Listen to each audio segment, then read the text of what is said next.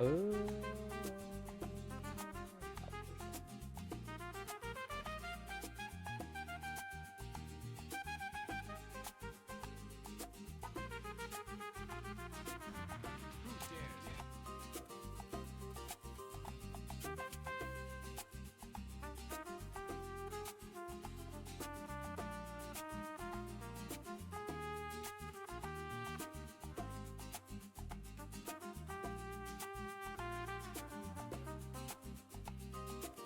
That's you? Okay. You don't have a Discord, so I can't actually message you. So unfortunately, I have to put it in Twitch now. But, yeah, we'll take a look. I haven't actually ever had a reason, literally ever personally, to watch Yosuke. Let's see. What does he get? He gets jam.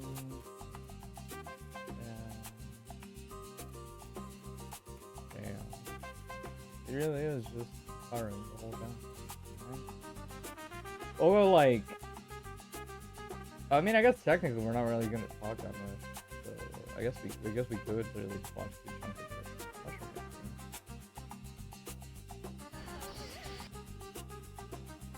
Watch from this game. My guess is, I don't know.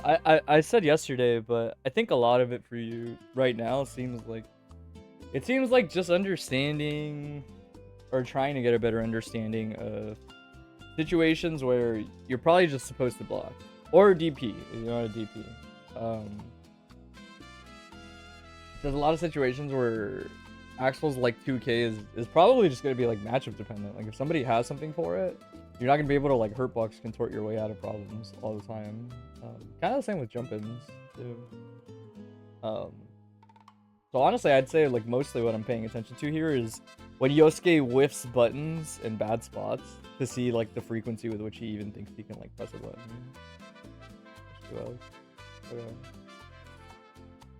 Range space. Pretty aggressive. Takes the punish. That's just bad jam pressure. That's a knockdown still, right? Yeah. Seems very fitted to you.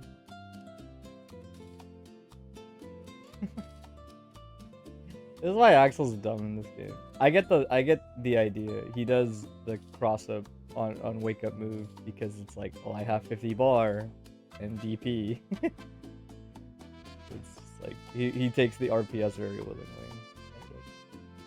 Frame kill for RRC Eixon. It's actually important too. It's probably like the reason he killed straight up. Cute. And then 2K whiff dash RRC proration dies like right there, it looks like. And he barely kills. Also, it just seems like a good timing for the combo in general.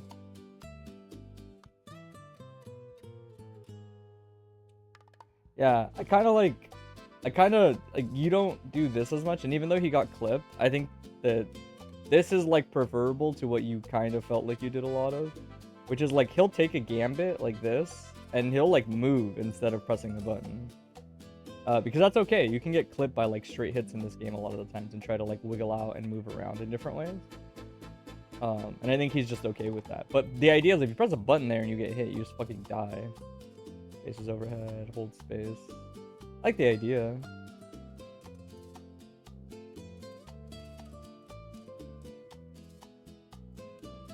Maybe just trying to get out of the corner.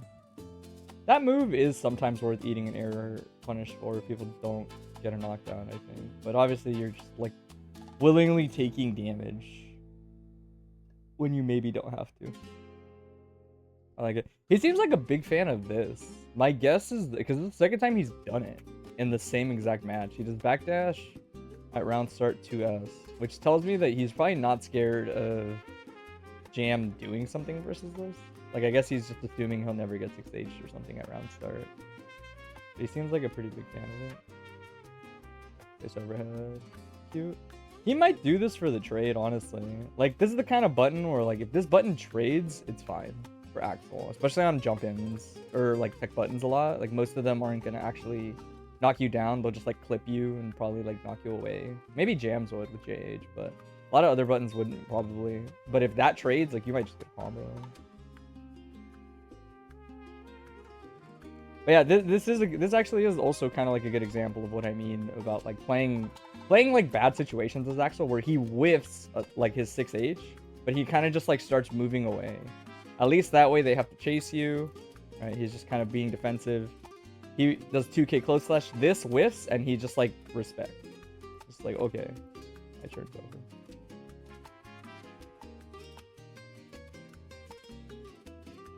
A lot of damage. E. Take the safe jump.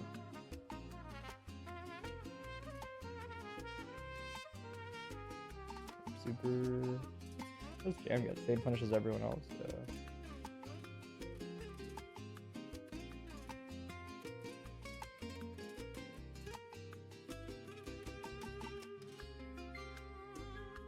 Catch.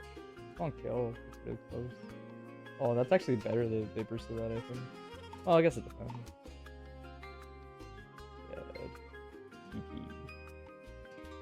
Yeah, I would say so far, I mean, like, the thing that just stands out to me is, like, really obvious shit. Like, he does just believe, like, hey, I have a DP, let me use my DP. And it's like, hey, I have a DP, they're scared of my DP, let me do, like, button out a block on a gap. But I also just like that he's like really proactive in this range. But this is the kind of thing that's hard, because I think you have to understand your opponent to play a specific way. Like, he's already kind of established, like, you can't instant air dash at me. Like, you can't instant air dash at me, he's probably already established it. Controller's not good at doing it. Hey man, try hitbox. Yeah, he holds space a little bit like this. You know, he'll take a gamble, but he's really good about like giving up the space, because it's hard to punish Axel a lot there if you don't like really commit into it. Axel's got the kind of range where if you space it towards the tips of it, especially in a matchup like this, you trying to like immediately run away out of a bad situation, right, or cover space, is like just valid RPS a character like Jam has to kind of play around, I think.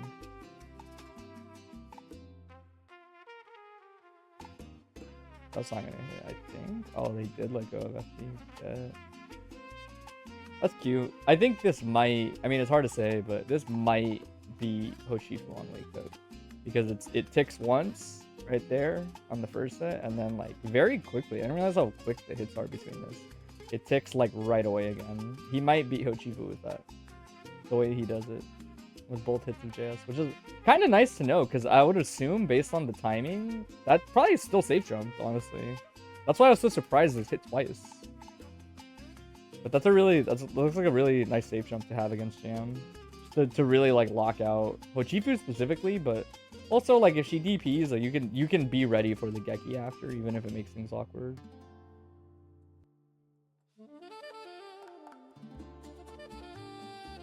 But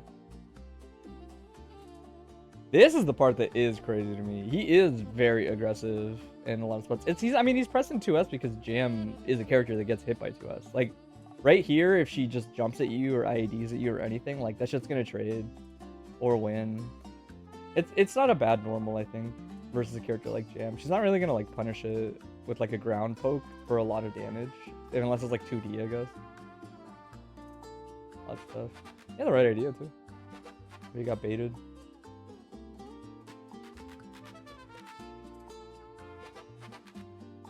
Dude, it sucks dick that Axel stage is train stage. It does. But yeah, I would say this is like a big concept, probably like worth remembering when you're playing Axel, is just when he holds space, he has a very straightforward mentality, which is fine. Like he does like a 2P, it whiffs, and he's like, this range is bad for Axel, right? The other person stops because you kind of have to. Right, like as at a higher level, a lot of it is like, well, I can't IED, I can't do whatever because they're doing like, I don't know, Rensen spam or something. So you stop doing that. So the Jam kind of runs in and stops, like in the range of things like delayed 2H or something, buttons that you can press on reaction, right? If Axel waited, he whiffs 2P because they stop like right before it hits. But more importantly, Yosuke just kind of knows, because like if you play Axel, I think it's important to know. This range isn't really that good for Axel. This is like too close. Axel's normals reach farther than this, so there's like no point in hanging out here. Your normals would reach farther anyway, but the startup is greater than a lot of other people's, right? And the recovery is definitely a lot greater on some of them than other people's. So his RPS is really straightforward. Sometimes he like delay presses there again.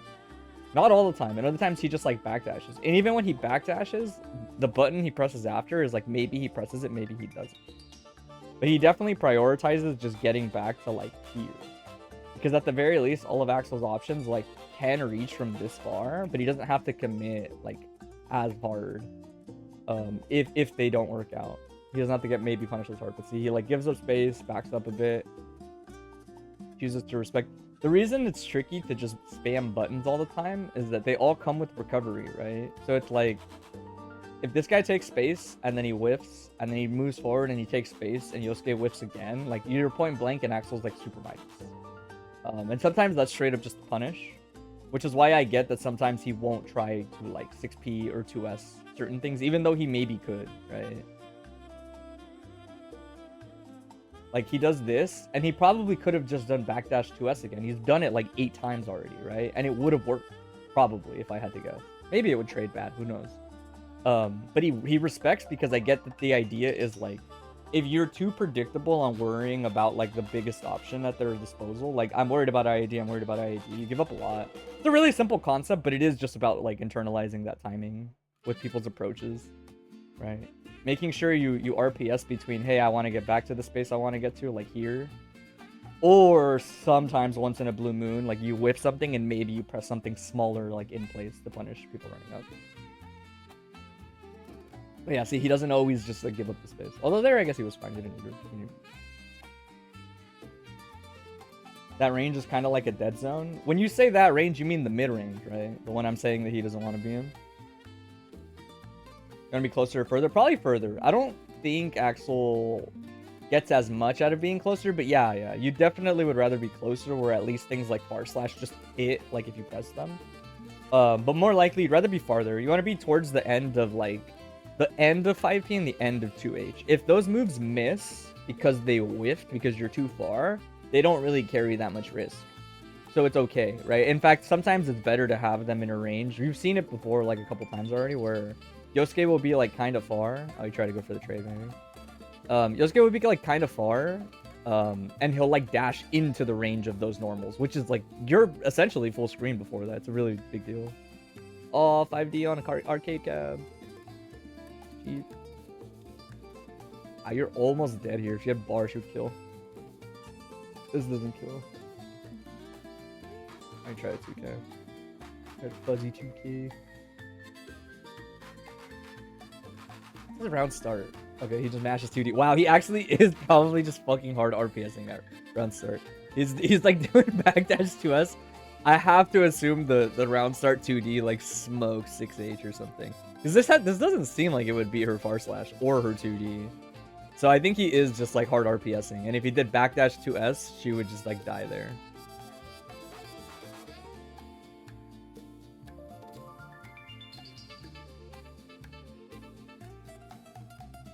Oh, it's tough. Alright, never mind. Plus on life. Doesn't kill. Surely they don't burst this. Oh wow, that's stun. I'm surprised. I didn't realize Benton like cranks that much stun. That wasn't like that many mistakes. Only maybe like one counter hit and like an air stun. Nice bait. No punish is rough.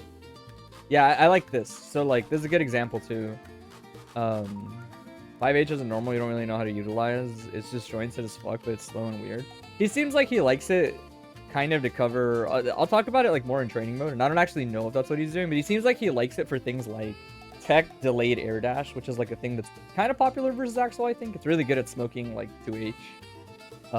He likes shoving it out kind of like you would in like a Street Fighter game, where he's like, man, I hope you run into this. And like when you use it like that, it's usually pretty good with normals like that. But I want to talk about this because I think this is like a thing you don't do, and he's like very quick to recognize it. So clearly he's minus right here. He misses. He's in a bad spot. I don't know why this guy jumps, but whatever. But instead of pressing again, right? Like he has buttons like 2S. He could jump and air throw. Yosuke just kind of like backs up and tries to like create a little bit of space again. He picks 2H, sure, but I think the idea is like, as you can see that people, like maybe we could bust out the little MS Paint thing. I think as Axel, when you can see that someone, keep in mind, she has like a dive kick and shit, right? Which is important for like this context. But I think as you can see, like somebody's gonna kind of fall in like this airspace potentially. As Axel, you kind of don't want to like fuck with it too much because buttons like 2S can be weird, I think. Like they can trade or they can block them or they can blitz them, right? Like Axel's not a character that wants to roll around in the mud unless it's like on his terms. And what I mean by that is like if you do the fucking like flip kick over and they IB it and it's like I minus maybe IDP or whatever, right? But I don't think he really benefits off like always engaging. So I like, basically I just like that he moves away. Like he's like, if I backdash here, Jam can't like really chase it. She double jumped already, etc, etc. He just kind of like creates space because creating space is like what Axel wants. Even this is kind of scary because he has to make a decision, right? He did a block string, he pushes Jam out, but he has to make a decision about, am I going to press a button immediately that can, like, miss again? Or am I going to air dash back? He's probably going to pick one or the other. He might backdash to us or something. He seems like he likes that. But he's going to pick, like, one or the other, right? So button in place. And this is kind of what I mean about it's scary to always pick button in place as Axel, right? Like, you need to because it's how you regulate people chasing your runaway, right? People will run in deeper to try to chase backdashes or people IAD, etc, etc. So it's important to press a button every now and then. But knowing that it does carry a downside is a big deal because now you whiff, now you're minus again, and Axel's buttons aren't good there. At least not compared to like the rest of the cast, right? Because like they can go over them, etc., or like they outspeed you or whatever it might be. So it's like they carry consequences. Like he happened to be wrong there on what he picked. Oh, that was a really greedy 6K. I'm assuming he read tech back. Tech back or tech neutral. This is pretty good here, I think. You kind of feel that after Rensen. I think that is a lot of just playing Axel. It's just.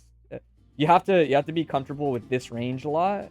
And then when you're wrong here, I think primarily you just block as Axel. Like, it's important to recognize, okay, I was already wrong. Like, I want to move, but they're, like, so close to you. If they chase at all, you're going to get hit, probably. Like, that's not always true, but I think it's a really dangerous RPS to play. And I think Axel's not the worst character at just blocking here. You have a DP. So it's like, going into block isn't the end of the world for Axel. And I think learning to recognize those moments is like pretty big. It didn't look like a safe jump, but whatever.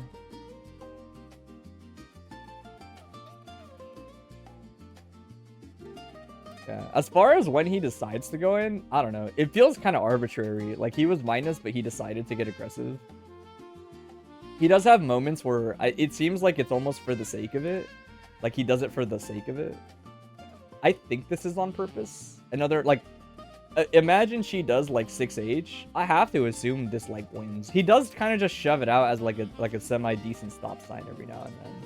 And I think if the Jam player committed, it'd probably hit something with the disjoint on it.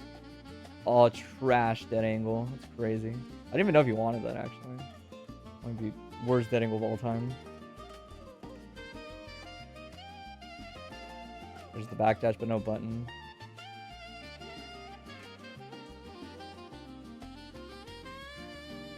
Yeah, as far as when he goes in, sometimes it honestly just feels like his thought process is, well, I can't really win just from zoning, and if people respect just enough, like, maybe I can run in.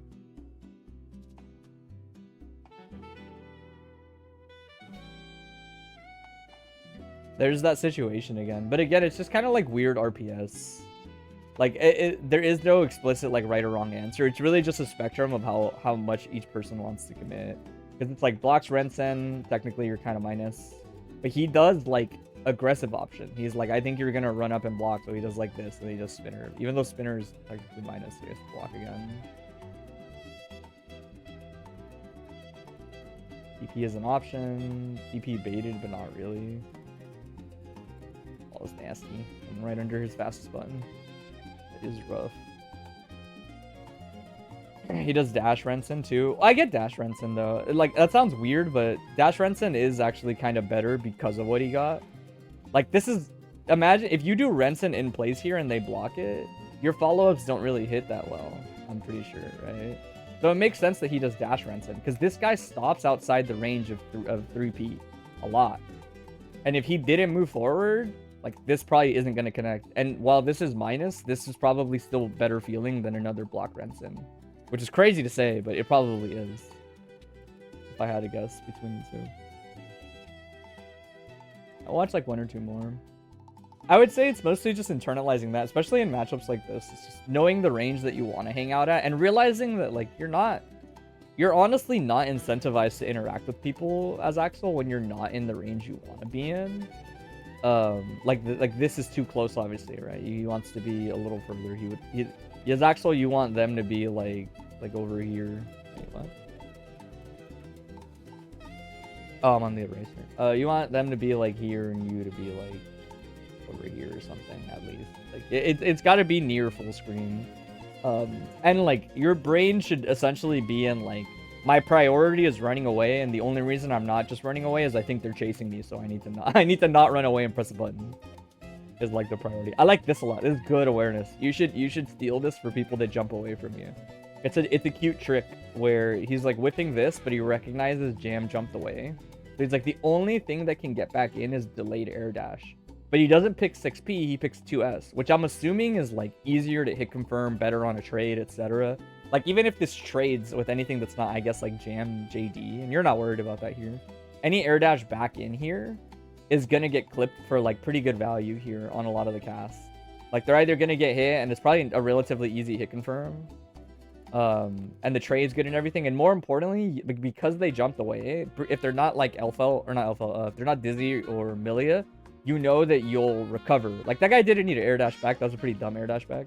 But more importantly, Axel would recover in time when they touch the ground to press like 3H or 5P or backdash or whatever he wants. But yeah, see, like it's a lot of just that. It's a lot of just the concept as Axel's like, I'm in mid range. I don't like this space. I'm gonna create more space. This is a good spacing for Axel now. Like, they have to run into things like 2H. They could run into Rensen. They could run into 5P. He also favors the normals a lot. I think the idea with Axel is, like, you probably don't want to spam Rensen if they're not IEDing, because I don't think you get anything unique off of it. You might as well probably press, like, 2H at that point. Because I've noticed you do a lot of the Rensen spam neutral, and I think a lot of that is mostly just asking for people to, like, jump and then block into you, and then they're close to you, and they just go from there. It gets double jumped a lot. It's not that great. You should probably just, like, rotate more to, like, what he does and press a normal a little bit. This time he takes the 6P.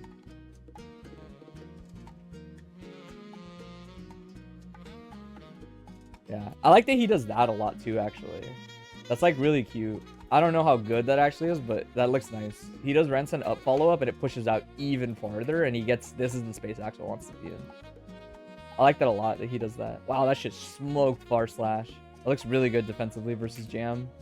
If they don't break, that probably outspaces like everything in their kit, and they can't Hochifu past it. Their solution would be like IADing, and if you crouch, expecting the IAD and the IAD, 2S on reaction, my guess would be that like it always probably trades in your favor, even versus Jam JH.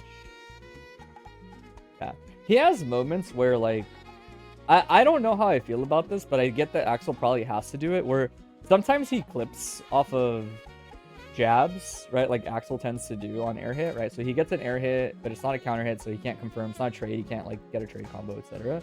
Usually I find a lot of Axels only really press another jab and cover the tech forward or the tech neutral or whatever. But he's pretty aggressive sometimes. Like this option of like dash 2H would have covered someone just teching back and blocking. Which is really interesting to me, because it's oddly aggressive and like very dangerous potentially for Axel if they do an aggressive tech into you, but he's like not opposed to doing it. I find most Axels would not want to do that, myself included. Like if I played Axel, I wouldn't do that shit. That looked dumb. I wouldn't copy it. Backdash YRC anyone can do, but Axel doesn't have a good backdash, so I don't really get it. You thinking about whiff OSing 5P with 6K? I mean, it wouldn't really change much, but I mean, I guess you could. Eixon counter hit confirms off 5P to Sparrow. You could. I don't know. I think that the 5P on its own, I mean, you'd have to check, because if 5P hits at like the tip and 6K whiffs and they tech into you, that sounds really bad, actually. Is how I would think of it.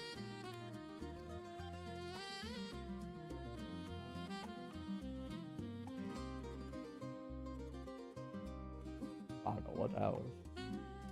Benson, spaced out. Wow, that was greedy as fuck. But he got away with it. I get the idea. You can JS here and kind of get a safe jump still. Or like you can force them to block as a lot of characters. Even Jam, it looks like Hochifu wouldn't help her. But he gets kind of aggressive sometimes, and he does just take the air dash. Pressure.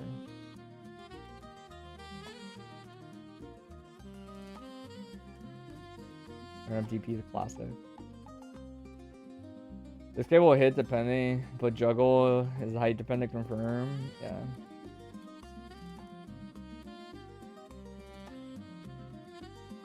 The reward is big. I just meant more so versus characters that have an actual DP or some kind of gamble. It's still like a big deal to represent. Also, backdash is scary on some characters, but not a lot, honestly.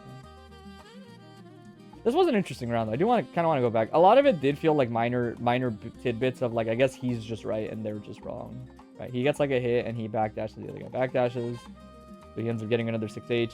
He takes Rensen. He takes the follow-up. Right? Kind of just sticks a button out, but it hits, so that's good enough for Axel. The fact that it hits means you get to do 2H. Rensen, you push out again. He does run up DP this time. Probably with the mentality of like, it makes sense. Like at this point, it's just house money.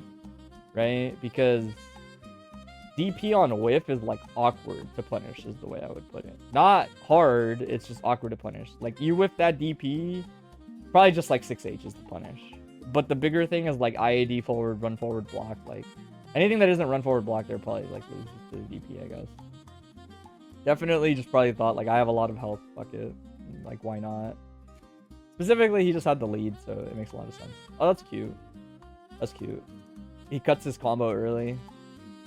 He like actually cuts it early, air dashes back, because the rate at which you're drifting into them on this hit, like if you hit here and you keep doing the combo with like the other air normal, I forget what air normal it is, you're gonna like drift into them and the ender's gonna be really fucking close, and that's not good for Axel. So he doesn't do the next battling and he just backs off and spaces normal. Right? He understands that's a priority for Axel. You want to work more of those in because the corner route sucks. If you mean like the air thing, then yeah. It's good. It's just you have to recognize when... Sometimes it's fine. Like if it's mid-screen a corner, it's still not close enough. But if you're actually going to drift under them as Axel there, like anything kind of just feels bad. Yeah, I like this a lot. Like even just the concept of... There is no like right or wrong answer, but the concept of this is like important, I think, to understand. Of like... Cover some space, etc., etc. More importantly, like he's minus on Rensen and he kind of holds up back and then he air dashes, but he waits. He doesn't always just like stick a button out. Sometimes he does because you have to.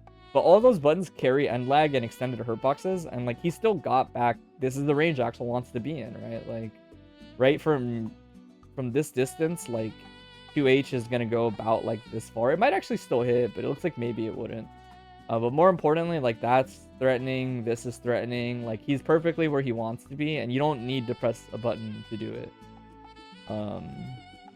So he understands like I need to get back to this range, and he'd probably prefer to just do it like with movement, but eventually people commit really hard when they don't see you put hitboxes out.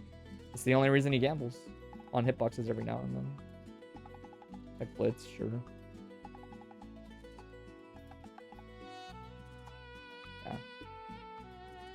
And he's really good about not moving past the range he's comfortable in, right? Even though it's like he's already kind of close to the corner, he's like, I'm just going to dash forward and press my buttons in their max range, and then I'm going to move around a little bit, right? This was a good adjustment. This is all like just like good soft reads. They're not like big reads in the sense that like, oh my god, if he misses this, he fucking dies, it's over, like, etc., etc. But it's more, I think we're almost out of time anyway. It's more that it's same situation, right? Where he's like kind of minus and he jumps back. But instead of doing air dash back, he's like, I think they're going to chase me if I continue to give up space. I'm just going to air dash forward. And if he's right and they chase, he gets all that screen space back because of the side switch. But I think it is really important to highlight, because Axel's a character that really has to understand, I think, how to like reposition correctly. And I think it's important to understand that the risk here that he leverages is like, if they wait, they might like air throw you. Like, if they move forward and stop and you just air dash, all you do is you just get air thrown. It's not a lot of upfront reward. right? Like, you're gonna get knocked down. You have a DP depending on the matchup, etc. So he just focuses on repositioning. There's that trade he keeps fishing for, right? He does it a lot anytime he's in like a mid-range with her, where if he thinks that she's gonna IAD and chase the backdash, that's why he does backdash to S. He gets this trade, he gets 5P combo, right? And it's awkward for Jam because the idea is like, if she wants to punish that kind of thing, she has to like run on the ground and really commit. And it looked like 3P was annoying for that if he presses 3P in place. But even that he doesn't do all the time, right? It's just whenever he kind of has a gut feeling like, hey, I think you're finally gonna crack now, like he does it. Kind of close. Okay, but he still takes the Benton. Yeah. And again, just like, there are little key moments, I think, where he just understands, like, he whiffed the button here, but he doesn't really like, do anything. He's just like, alright, my turn's over, whatever. Like, there's no need to, like, force anything. There's no need to, like, look how patient he's being. Like, DP is in the pocket. He's just like, anything, like, you're not gonna hit me with anything that's not, like, throw, you know? If I don't do anything. He's just being kind of patient, and then there's DP. Right? The existence of it, like, is a problem for people if you just don't get opened up. And in this game, you can eat throws a lot, even from characters like Jam that can get a combo. Like, it's not that much health. It really is a little Street Fighter in that sense, where it's like, yeah, you can eat a throw if you're just worried about dying. 3P. I feel like this time he's being like super aggressive, right? Just like button on the way back, sticks out 5H in case they run out, you know? It's flip.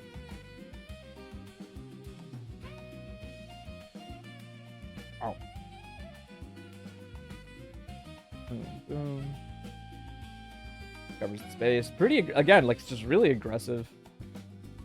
Covers tech back, which I think a lot of Axels don't see the point in doing. I don't see it. He's just being aggressive, I guess, for the sake of, like, tempo. It's like, alright, if I get aggressive, like, how are you gonna respond? I think is the idea. People usually respond to aggression with their own. In other words, they start to move into things. Making it kind of dicey. Yeah, I mean, it's neutral, just, I think it's a lot of things where you want to, like, swing into them. And the things that connect hit kind of far. So, like, DP is always an option. Axel in general is kind of weird to punish in the ranges he likes to throw things out. But he does risk just being really minus a lot. I like that he gets aggressive just in the sense that, like, eventually people get so reserved versus Axel, all they care about is, like, setting up a good interaction. And that doesn't favor Axel. Once you stop getting hit by random bullshit, like, that's not actually that good for Axel. He kind of has to make you wanna... Yeah, there it is. This is odd that this worked. I'm surprised this worked. I think he just shoved it out to shove it out. If that's like a thing he does because he thinks they're gonna dive kick, that's crazy. But it's definitely this normal on purpose. It's definitely not like an accident that he just bashed this on with. Over something like close slash or 6P. I mean, I know that I've seen the hitbox. I know it's really good.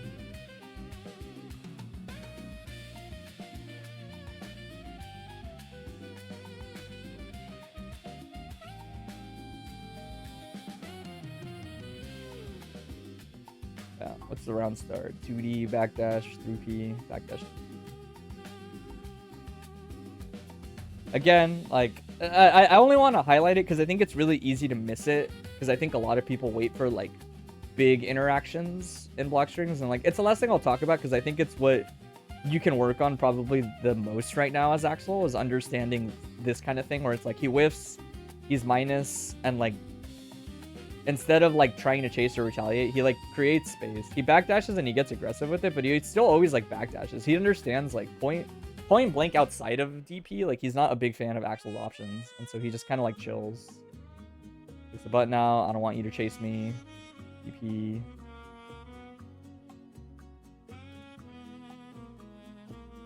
DP. That's a pretty safe one when you see 2D block.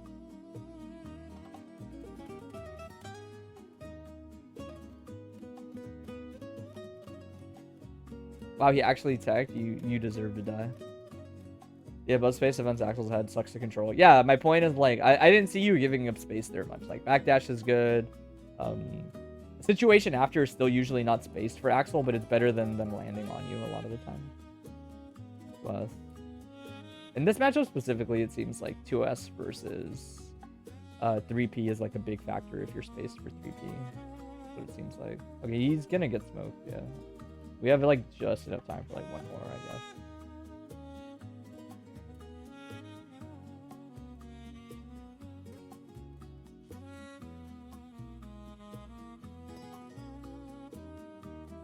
Yeah, I think he deadass just sticks this out when he thinks he has time and they're gonna like press a button into it.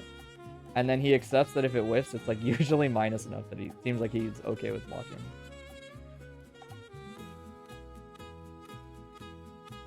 I'm surprised he was this greedy. He actually got mad lucky. He saw the whiff and he's like, I don't want to be in this space. This space is good for Axel. And he was wrong on the read. Usually if he thinks they're gonna air dash here, he waits and he 2S's. Or like that's the kind of thing Axel wants to do. He got mad lucky that shit. They did a delayed JH though. That was kind of on them why it didn't hit. Okay, literally just trying to like gamble his way out of the corner, I think. Where it's like if they dash forward to block after we were minus, right? And they want to take space, like he would have side switched. But the guy respects the weird special move. There's the 2S.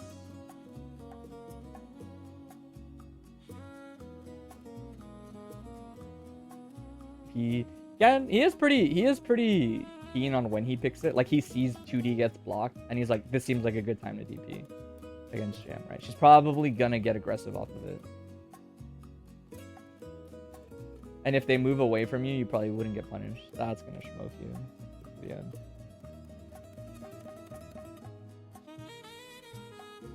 Maybe 2Ds, probably for an air dash.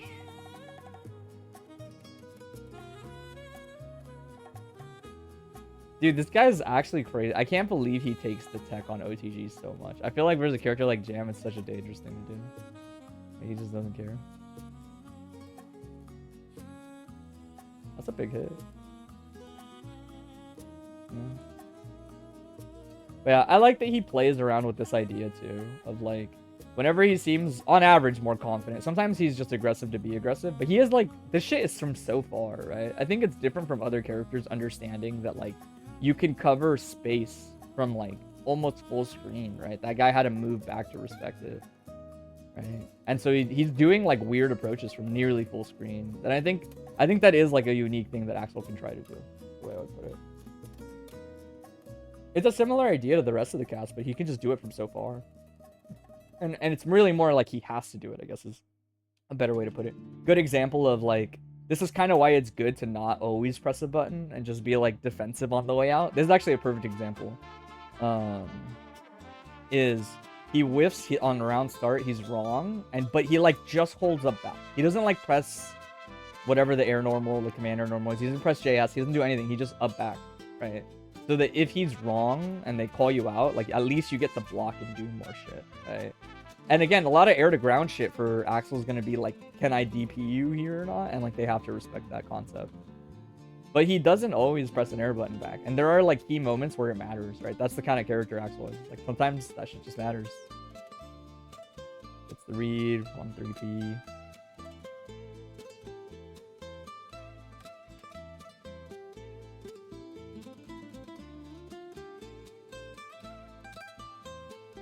DP on whiff.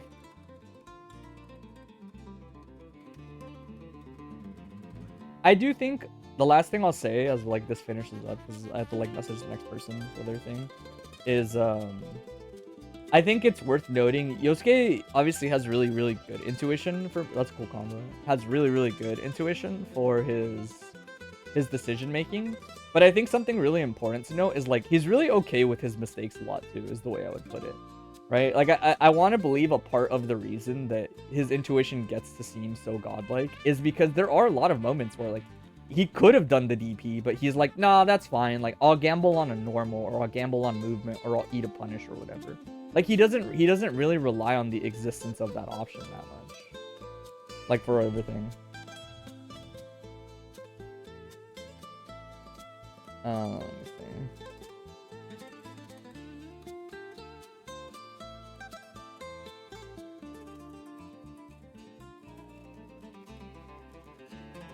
And I think he's really good at saving that decision for when he, like, can really feel it in the opponent that it's, like, they need this. And that's when, like he saves those DPs and those bigger callouts a lot of the times for like really big moments in the matches where it's like if I get this DP, it can like help me win the round or etc. Right? He's really good at like gauging the like where the oh, you're here. Okay, cool. He was really good at gauging when it's like, am I DPing just because like I don't want to eat 25 damage and I'm at full health or something, or am I DPing because I'm at like 30% health and like if I get hit here, it's like I could die and lose the round, or I could like maybe DP and reset and still win this. I think a lot of his decision making was good in that sense specifically. Because I picture Axel as a character way more willing to gamble, but if you really think about it, we watched like maybe 30 minutes with him or so, and he didn't DP that much. Like he honestly didn't. For a character that's like synonymous with just being kind of a dickhead, he didn't like DP that much. He still gambled, but it wasn't like linear all the time. It wasn't just like I DP or I don't DP and like he goes from there. But yeah, I would say that for now, for you, I would focus on spacing. I'd focus on like getting farther out, and it's easy to just focus on getting there, like running away to that space and seeing how people chase you, and then picking your responses accordingly after is the way I would put it. Like, you know how Baiken uses red is on you. Okay.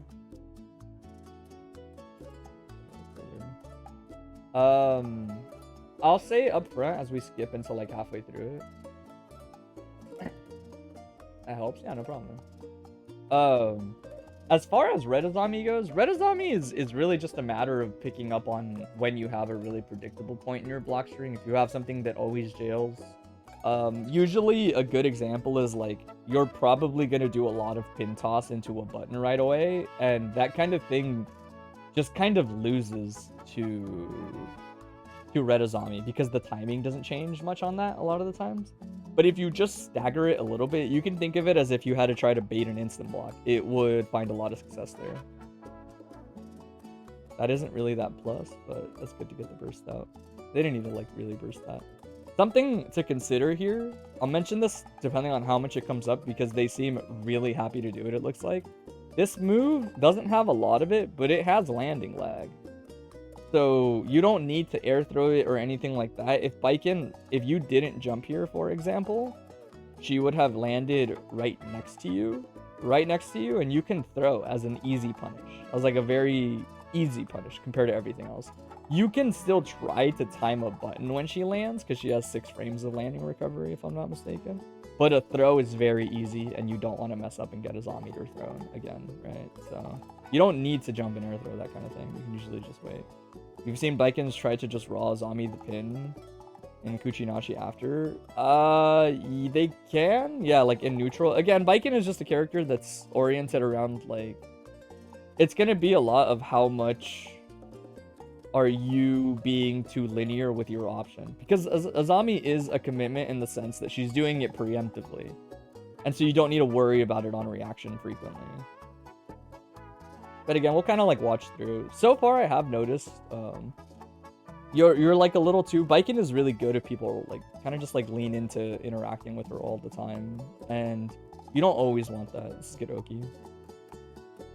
This doesn't look good for the... Yeah, for the bedroom. That's a good bait. This looks better. Yeah. So this... If you're worried about this, usually a really easy level 1 check, I think for Millia, and I honestly don't really know if there's like consistent counterplay, is to just roll, like on the hit, like just roll into her and do it again.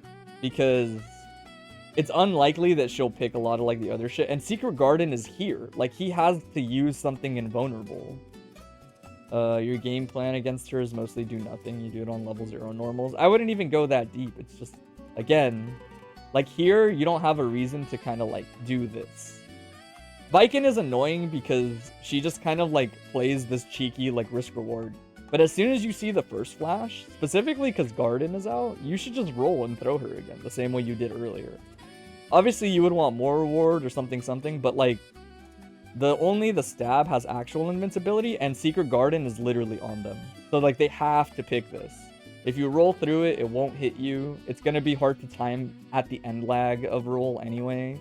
before you can throw it because it has so much startup. So it's like roll into throw is a really good punish in that kind of situation. If you can get Garden and that's their RPS usually, like you don't really have to worry about it. There's also something to be said about rotating the meaty that you pick. Even if you tell yourself like 6k isn't meaty here, the whole reason they get the first Azami is because you 2S.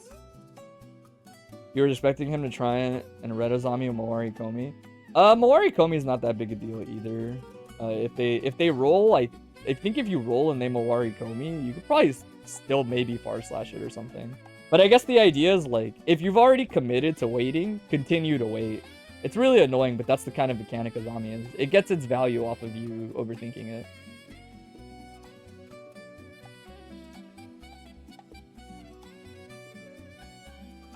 No reason to engage here, but don't like stick buttons out. Don't stick buttons out is like a big thing to realize. All of these are opportunities for Baiken to interact with, right? Moving around and just making sure you don't really get hit until you get a good approach is key, because this is all Baiken kind of wants as her win condition. You can kind of just stay on the ground and wait. All of the IADs will whiff on crouch. I'll actually talk about that a little bit, because I think understanding neutral is pretty important for defensive neutral versus Baiken. We'll talk about that. We'll give some examples too of stuff. From here, I probably won't try to pause as much since we already paused the whole bunch, but there's a lot of specific instances that have come up. Yeah, it's absurd. Pushing Baiken out is also a good habit. I'll just like kind of mention it passively, but like faultless defense at the beginning of her block strings is good.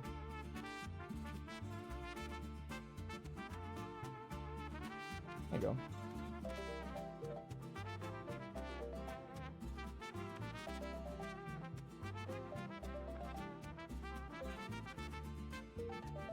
I think 5k might have still reached there.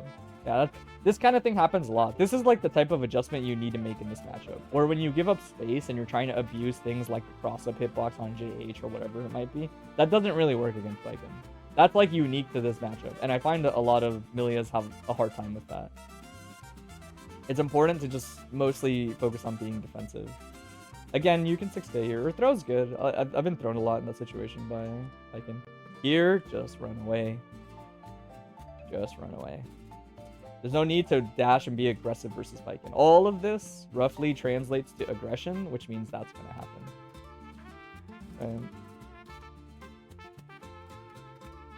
This can kill if they do the right route. I guess stun saves them. Usually you want a Kuchinashi at the beginning of that route, I want to say. To like front load the damage when you get to JGs. But I could be wrong. Safe jump. That is a safe jump. You shouldn't fuck with it. Like, even if it feels like you should, don't fuck with the safe jump. You don't have a DP. And counter hit tells me that wasn't a backdash. But like, just don't fuck with it. Or backdash.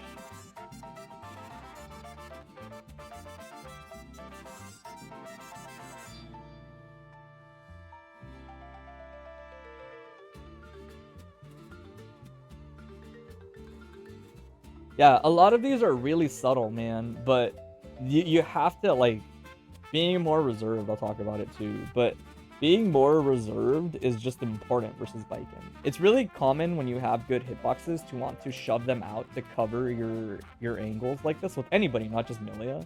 But Millia's JH is, like, really notable for it. And like doing that kind of thing leaves you so susceptible to just getting a zombie because you're not really paying attention to it, but the other Baiken is probably only paying attention to stuff like that. This is bad Oki. Yeah. That's kind of why I say like a lot of these you don't want to do them. Like even if they feel like they're not commitments, they are. You're sticking out at hitbox, and Baiken has the thing that beats hitboxes. Maybe call out. This is okay, Oki.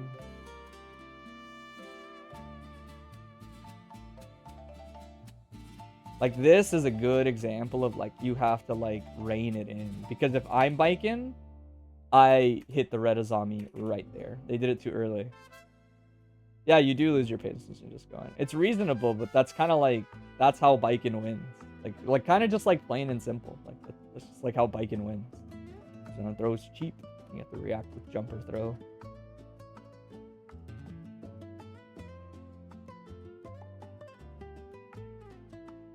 I'll talk about it too because it might feel like you need to do this, but you don't. Baiken's approach options, especially because this person hasn't actually proven that they can do Kita Tatame in neutral for the sake of it, right? They kind of just do a lot of IADing and like random like Kabaris and shit like that. Sometimes they do Tatami, but like this Baiken specifically isn't that good at using it except for defensively like that. So there is kind of like an art to like stopping Baikens whose whole neutral is like that. Try to bait the throw, but kind of fucked it up.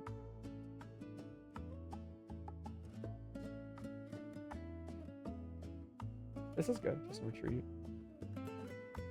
No, you literally don't need a dash up.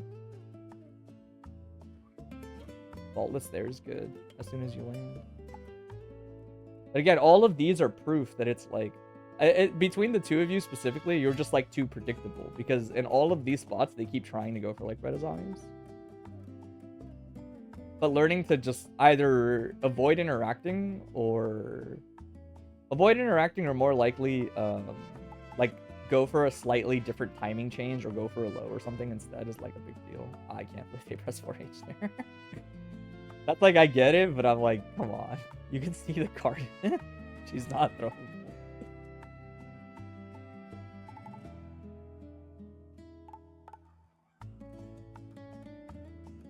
Yeah, all of those can get you killed. And the big thing is, like, the way that you've been playing, it's not like the Baiken is leveraging that much risk if they miss the Azami. That's, like, what's going on here, right, in disguise. That's a good pushback. You don't need any more than that, but the first, like, 1-2 normals of Baiken block strings usually forces her into using things like 2H or special canceling immediately, and those are both, like, important to understand. You're not good at punishing Baiken for using Azami in neutral. A lot of it is positional based, because you can't punish it with the hitbox, right? That's gonna happen. It's positional based is the way I would put it. You have to be in the right spot, like spacings for it. And I would say that this person is very good at a lot of the I'm just gonna be overly aggressive in neutral. And then when I think you're finally gonna try to like stuff that kind of playstyle, I'm just gonna do Azami instead. Like a lot of their game plan is just oriented around that, it looks like. Tommy? No, high low. Oh, that was a terrifying burst.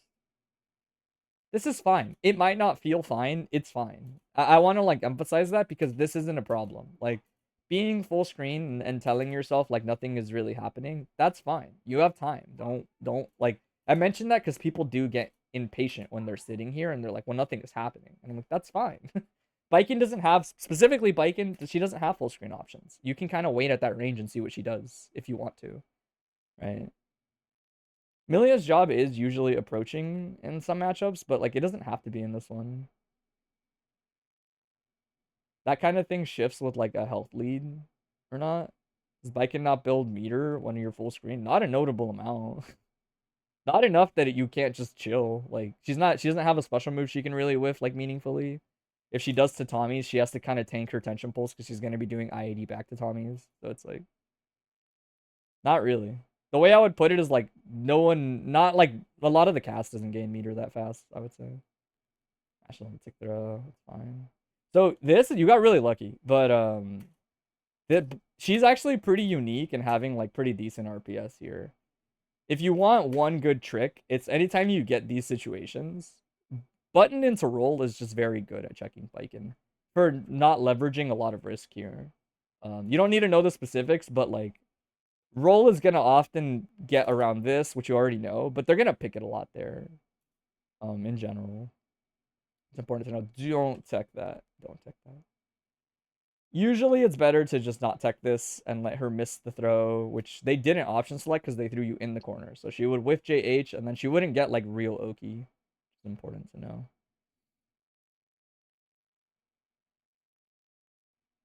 This is fine. It's not a big deal. Yeah, you can set up approaches from far away as Millia if you need to. That's a good example. You don't always want it to be this predictable, but at least there's like a lot of directed intent and then you get a setup. It's not scrambly, which is what Baiken wants, right? Like Baiken wants lots of scrambles where she can suddenly try to squeak out a zombie, and even if you don't hit it, it's a scramble, so you weren't ready to punish it, etc. That's just like how Baiken works a lot.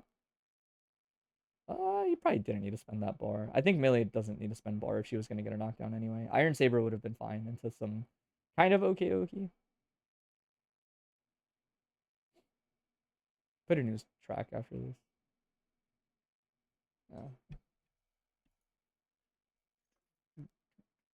Chill Nintendo, sure.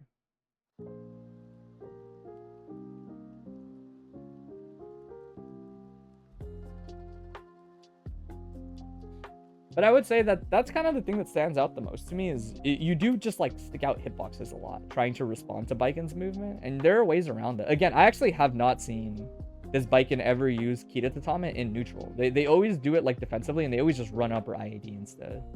They haven't actually, yeah, see, they haven't like rotated anything else, which is good because it means you can play a specific way versus it. Here you can be patient. They're like guarding your pin. There's no reason to like go too crazy.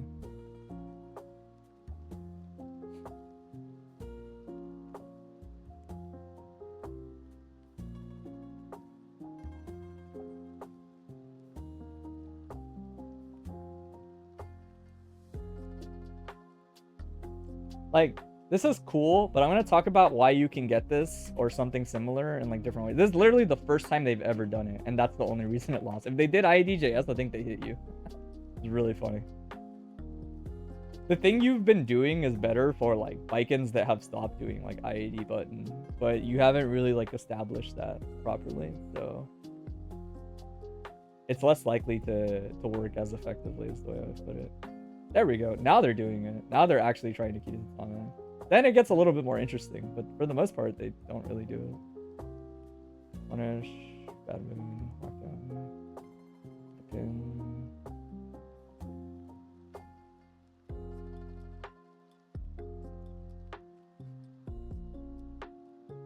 Yeah, like that's fine. I think roller throw is just like really strong here. Even 6k immediately is really strong.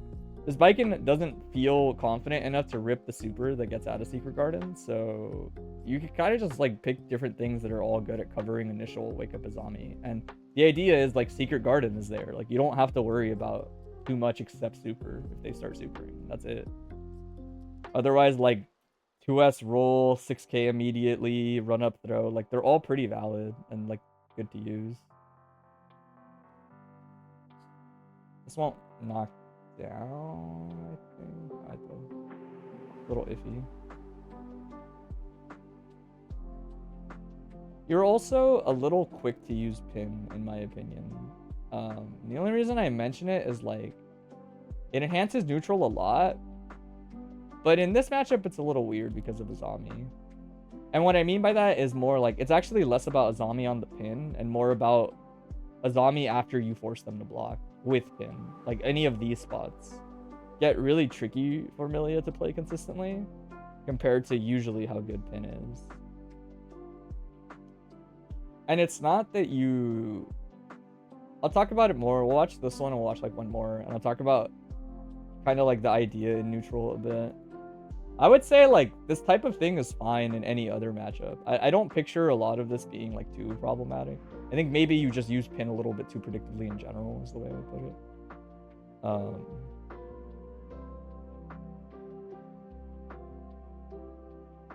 Just run away. Like, dude, just run away. I'm telling you, like, the way you beat Baiken as anybody is like, don't go back in. Don't go back in and press something that loses to Azami. There's like a 70% health lead. There's like no need to take a risk versus the character that wants you to scramble or go in and press buttons. And you really want to consider that because Baiken kills you in like 2.5 combos. Here's the first one. There's the second one.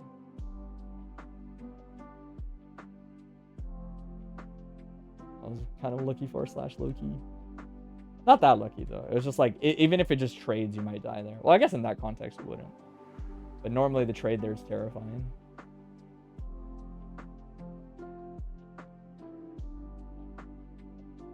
Yeah. I just find that like these are good. Just not as good versus Baiken. They're great when you get the initial hit and then you just kind of like RPS after or whatever you're doing. But I do think that you should be more willing to just believe in like Millia's like vanilla neutral, because having to pick up pin again and not having it for confirms is a big deal. And I would say like in general with Millia, that's like the biggest upfront like thing I see where I'm like, you probably should be careful about that, where it feels fine until people are better at like bursting properly or RPSing versus you, or realizing that you don't get a hit into a knockdown unless you're spaced for a bad moon knockdown now. So giving up that resource like all the time just to win neutral faster is like kind of unnecessary, I think, in a lot of matchups. That's fine. As long as you don't get counter hit, it's not that big a deal.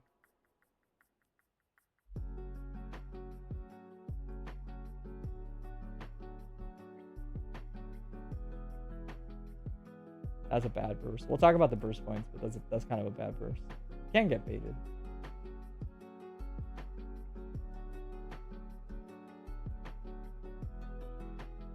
Oh. This can kill. Oh, never mind. They just didn't. Yeah.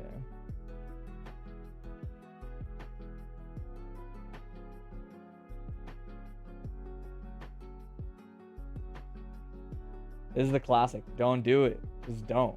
At least versus Baiken specifically. Like, going in when you don't actually have to is like too problematic. Versus Baiken.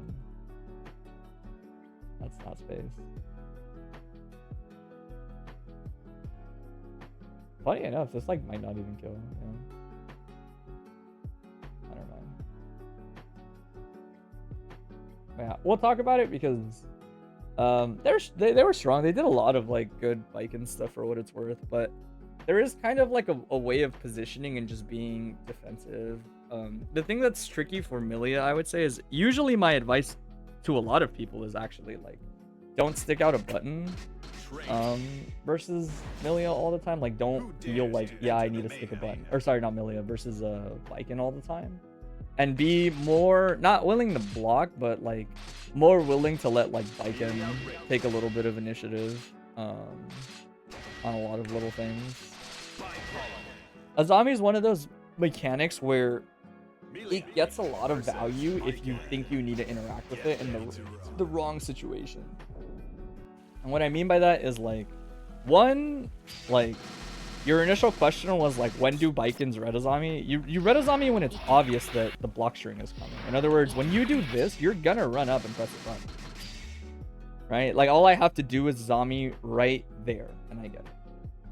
And no matter what, the RPS here gets kind of weird for Millia, because I could still just block the initial hit, and if you roll, and then you'll get thrown by like a really good player at that situation.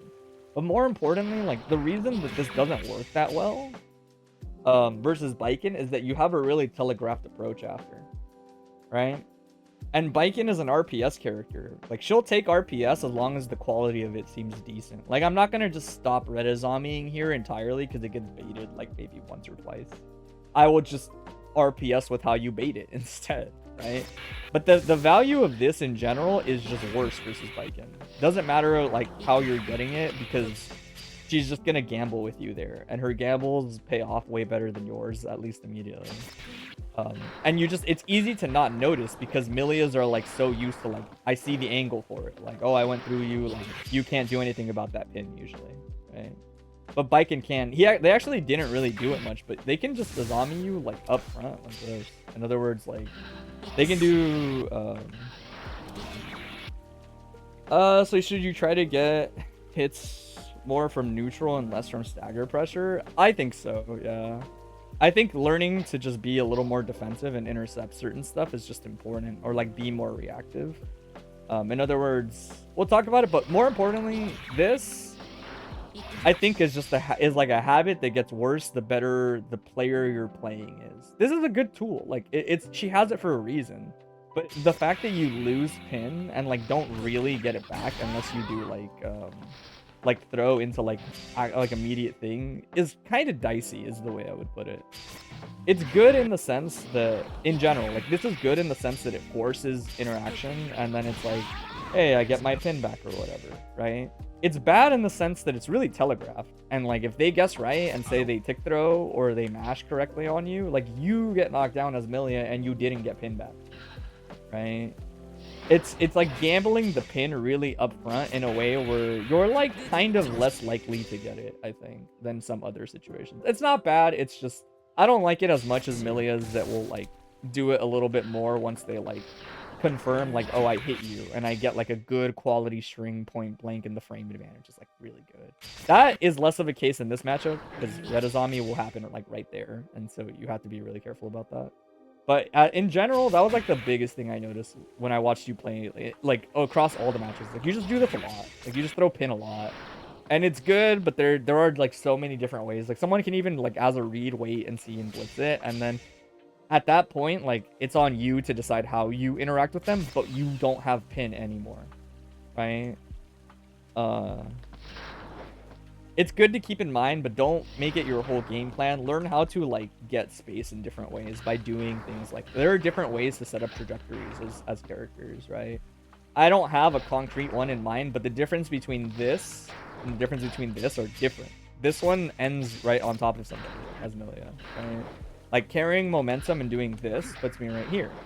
Doing a similar approach, but doing this sets me up for an air dash instead, right? And she has great air movement, so she can do like that, right? She can set up a lot of little hang time in the air and make her approaches ambiguous.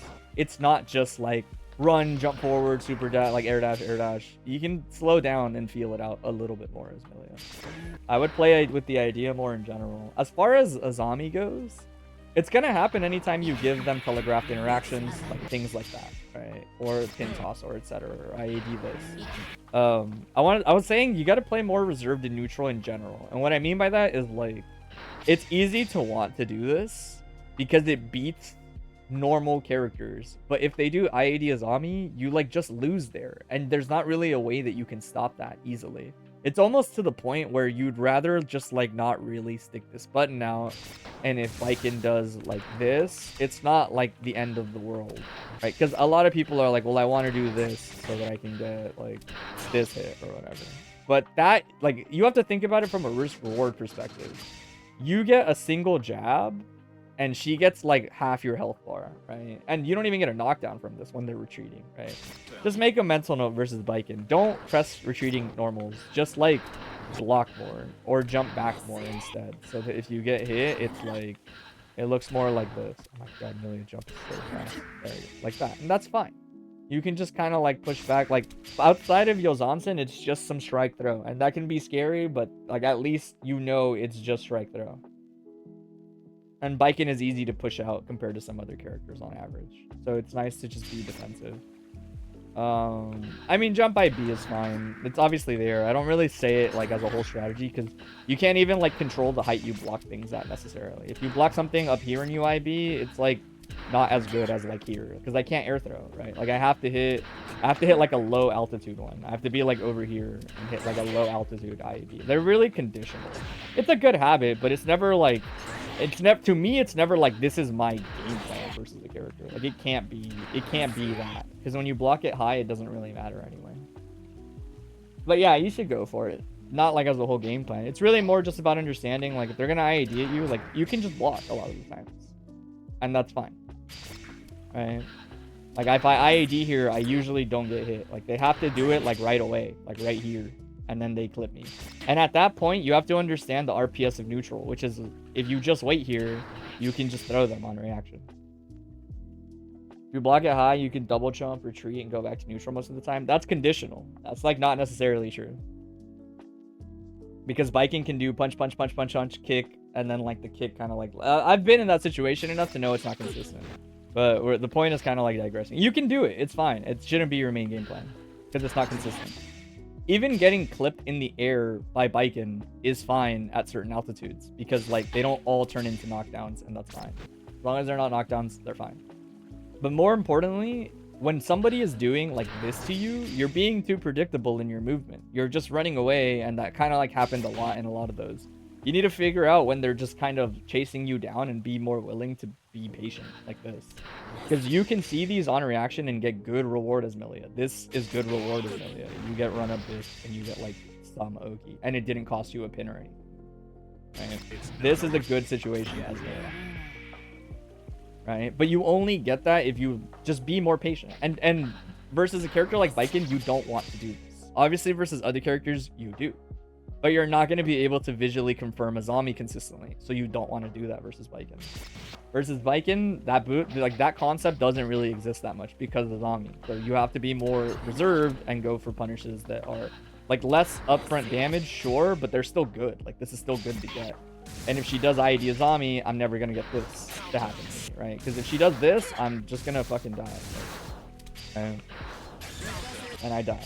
Right? That's what like breaks people's brains about Baiken, but the idea is the same. It's if you wait and you think they're gonna chase and you're right, you can get the punish on the options. And you still get Samokia. Fine. Right? That's how you win this matchup, in my opinion, as Millia. It's just you're hard to hit, but you're really defensive and reserved on your punishes. Same with like even if you're not in throw range. Like if you're over here, this is worth noting because you didn't really represent it much in general. You're a really big fan of jabbing this kind of thing, like on reaction. You don't have to do that, and it's bad in this matchup specifically because of Zami. This move just misses if you crouch. And the same idea applies. If you're crouching, the only thing you're worried about is Kita Tatame, and if they're spacing for Kita Tatame, then you kind of have to reposition instead. But as a read, this is a really high reward for a lot of people. If you wait and you get this punish, and you're really confident in JS, a lot of times you can actually confirm this one. You can see it's JS, and you can go for a button. Or if it's the other thing, if they do air dash Azami, then you wait and you get a throw like this instead. And this is also pretty good for Millia, right? The idea is both of them are done on reaction, and for the most part, you're only worried about one option, Kita Tatame. And Kita Tatame is good. I'm not going to downplay it. But the idea is Baikens are really criminally guilty of like doing things like this as RPS all the time. And you don't want to, this has like no recovery. Like she's going to block if I like mash bars, which means she can Azami again. Like you don't want to enter those situations with Baiken. It's not good. Right? Be a little bit more reserved and defensive and neutral. Like crouch some more and run away. Not as your main game plan, but essentially tell yourself, I feel like I'm getting chased a lot, doing up back or IEDing a lot. Let me just like crouch a little bit. It's scary because yes, they can cover it if you're wrong, but you're avoiding interacting with a lot of things that are annoying. And like I said, you were usually in range on a lot of these to still just throw her on recovery. Like I guess I should adjust the recording. Right? Let's have her do like IAD and then hold up, and you'll see it. Like you can get this like pretty consistently from like decently far away. Okay? And like she can't get out of it. She's holding up. Like it has a little bit of landing recovery. The reason I say like you have to be careful pressing buttons is like it's not a lot of landing recovery. So throw is more consistent, and when you're crouching, you force them to start to do things like this instead. Baiken is a good character because she has options for what you're representing. She's built with that in mind, but you make her do those things, right? Like this kind of thing does lose to like jab, or like if you jump and IB it, it's kind of weird for her because like now the throw is a lot easier to get. Like you start getting, this is something where you get rewarded more for like blocking it in a specific way. I said earlier, like IBing JS isn't like that big a deal, but like if you IB this, it kind of is a big deal, right? So on paper, like she's not a big fan of sticking that out, even if it doesn't seem like it. And when you adjust your neutral, you're going to make her do more things like that. But I saw you interact a lot with like initial Azamis or little things like that. You can even throw this. Obviously, this doesn't actually have landing lag, so a lot of people aren't ready for this. But ideally, it's like if you see this, then you press like probably 5k if I was Millia. It's like seems like the easiest thing to do on reaction. You see that it's JS and you do that, and then you don't worry about Azami in the sense that like if you didn't see JS, you have a ton of time to be like it was Azami, and you throw Azami instead. Azami is ironically enough the one that's like easier to react to because it's not a hitbox. You're not worried about like blocking anything. You have all day. You have all day to be like, oh, it's Azami. And it's one of those things where I'm sure like you have to practice it. Like I wouldn't say it's like so easy that you just like do it for free, but like I just did it. Right? You just wait. And it's like, oh, it's a zombie, right? He's not sticking out a hitbox. And sometimes you'll miss it and like get JS, I guess, but it's like it's not that hard if you're paying. I'm literally talking and trying to do it, and I'm doing like half decent. Right? You can still punish that with 5k too, but like I said, I'm not a big fan of execution testing a zombie. It's a bad idea usually. Everything else I think seemed fine. You just need to make adjustments like that. You have to understand that like when you do things like this to Baiken, she's gonna try to red Azami, and you don't have great ways around that except just going low, even if it doesn't feel right. Or you have to tell yourself, like, I can't do block strings like that versus Baiken. I have to, like, reset a little bit more. That's the type of mechanic she has. Or you have to run away, right? It's fine, too. That's why I was saying when you're over here, it doesn't really do anything. Like, the only thing that reaches you is this. And, like, it barely reaches you. Nothing else reaches you. You can play really reserved. And there was, like, a distinct moment. The last thing I'll say is there was, like, this really distinct moment where you were kind of full screen. And Baiken doesn't have great options. But, like, technically, you can IAD, like, super jump IAD pin. Like, from, like, full screen. You have actual, like, approach options that she has to consider. And you don't have to do that. You can do that. You can run and stop. You can set up an approach, right? Keep in mind that, like, you might tell yourself, I don't really want to run up to Baiken because what if I run up and... I forgot. Millia doesn't even get hit by this, actually. Running is just really fucking good for Millia. I forgot this doesn't even hit Millia running. Running is just good for Millia in this matchup a lot of the times. Like, it's just hard for you to hit her off of, like, IADs anyway. But more importantly, if you're running and you get hit by this, which is what I was gonna say, it means, like, just play on the ground a little bit more. And know where you have to stop, like around here. Oh, it's a little too close. Running is good, and learning to stop before you get to that is good. Right, Millia is actually fast enough to make that option scary to use consistently too. Not bad, just scarier than usual for Baiken. But the idea is like, yeah, you can run and stop here, and like this will miss. Right? None of her options will start to hit except for things like this. And if she does tatami, the last thing I'll say is I think it's up to you. You can either decide if you're okay with risking getting a zombie and go back to pressing something like 5p, but I don't really think it's worth it. Just let her get tatami and she doesn't have 50 bar and like push her out again, you know? Or be farther away, like, and then the tatamis don't hit you even in general. And like I said, from farther away, it's not too bad. You can still get approach options, but just be patient and tell yourself, okay, I have the lead, let me like set up an approach and do it like kind of slow and calculated. And you don't want to oh, sorry, I was reading a message somebody sent me. But yeah, keep that in mind. Like, you're basically just overly aggressive, and Baiken loves that. Baiken loves being overly aggressive. All she has to do is really pinpoint a specific timing that you're going for, and then boom, red Azami is RPS. Oh, the other thing I was gonna say, I already mentioned it, but Secret Garden is still good, man. You should just rotate throw, 2S roll, and 6k a lot. And I think any of those are fun. Hey, what's up, Karun? I think you overthink it a lot on the Secret Garden Oki. It's still really good versus Azami. Especially if they always pick Crouch Azami, just 6k, bro. Like, just 6k and make the RPS even harder for them as the meaty. That way you just get a hit straight up. And remember, like, they can't really jump out of Secret Garden. If they jump, they're gonna start blocking it. Run up and don't press a button immediately. Remember that everything when you press a button immediately, Baikens know the timing. Like, good Baikens know when they obviously get jailed. You're on Secret Garden, you're just too greedy? Yeah, I think so. I think you just need to use... You just want to get your mix-ups? Yeah, you need to just bait Azami. Baiken is annoying, and she's really whack because everything is just bait Azami. You lose more than you gain when you try to play your character the way you want to. That's why Baiken is so unfun. Right? But you have all the right ideas. It's just be less aggressive. Don't stick out hitboxes. And you probably won't get Azami as much. But, like, all of the other stuff seem fine execution-wise and, like, decision-making-wise. It's just... it's a classic case of, like, you're probably fine versus most characters. It's just Baiken has Azami. And so being overly aggressive isn't good versus her specifically. I mean, you can time people out. It's not that weird, but I think it's unlikely. I think you're better off telling yourself that, like, don't think of it as I want to time people out. Think of it as I want to lose because I kind of focused on running away and they hit me.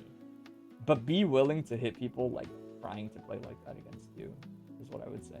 But don't literally run away all the time. It's bad. It's bad in this game to literally run away all the time. The screen is, like, a little too small, even for Millia. It's really easy to get clipped and forced into block. Oh, yeah, you're right. You did send me it. You're right. You said you wanted to do, like, Raven or something like that. That's a good point. Yeah, let me load the other one. Yeah, hopefully that gives you an idea. I fucking telling you, man. It's just be less aggressive, and everything will probably work out. Well, that's fine. crouch more. You never crouch in neutral versus Baiken. It's very good at slowing her down. Doesn't stop her, it slows her down. There's a difference. I'm assuming your problems with this matchup are like the same shit, is my guess. Thanks for the advice. Yeah, I know it's late over there. Get some rest. Ask for 2 p.m. next time, and we'll give you 2 p.m. That's the time slot. But I saw 2:40 and 2, and somebody else seemed like they wanted 2 p.m., so I gave them 2 p.m. But it doesn't get any earlier than 2, unfortunately.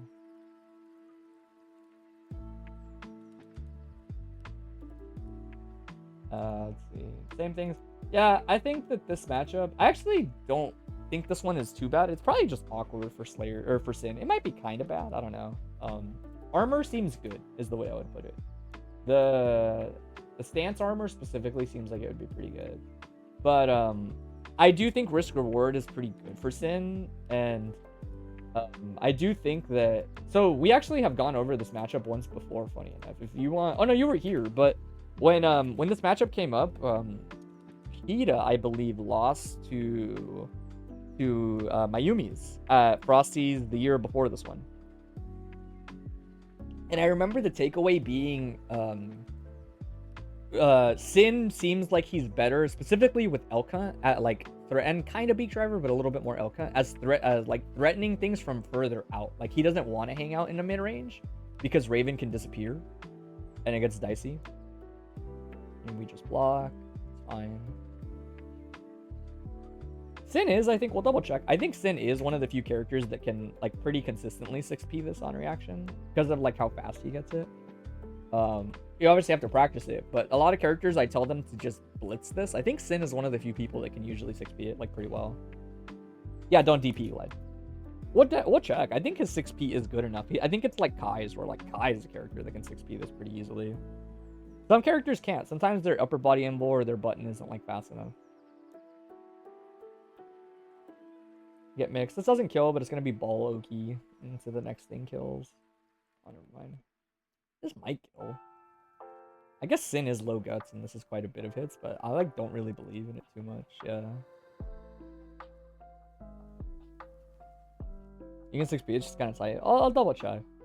I have like a general metric where if I think it's hard, I'm like, it's probably not that. It's probably like not worth it. But if it seems kind of doable, like I'll let you know. Some things I think are just hard to gauge. Block. Big knockdown. That's not really that meaty, but it works out. Nice OS.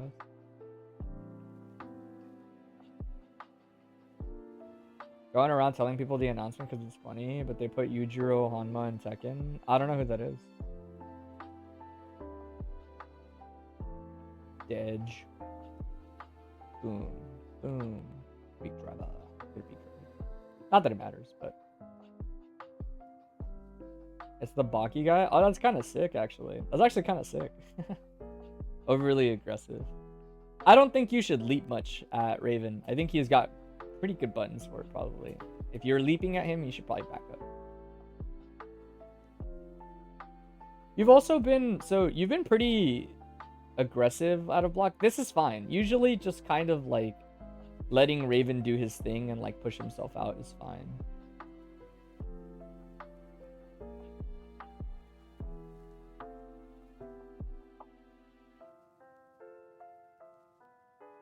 Knockdown into Oki. This is what makes Raven good. Raven is a consistent character if you can get there. Low risk, relatively high reward. That was good.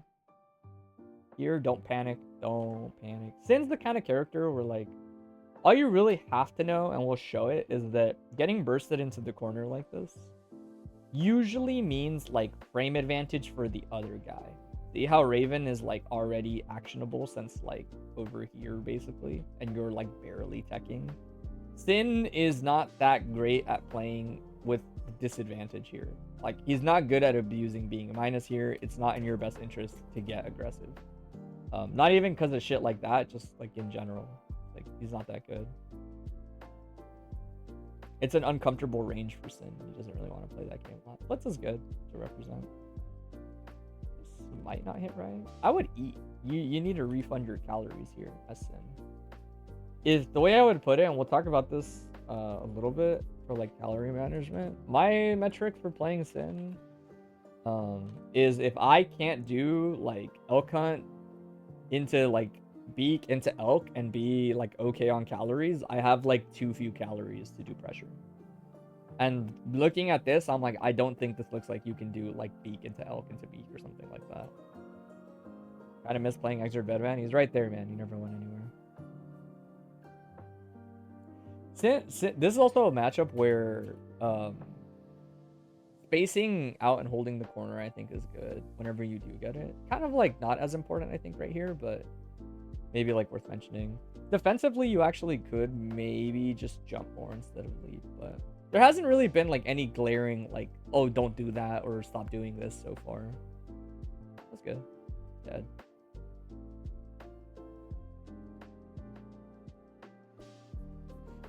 You're very chopped. Play this game less. You've been dropping everything. Well, yeah, you don't play the game.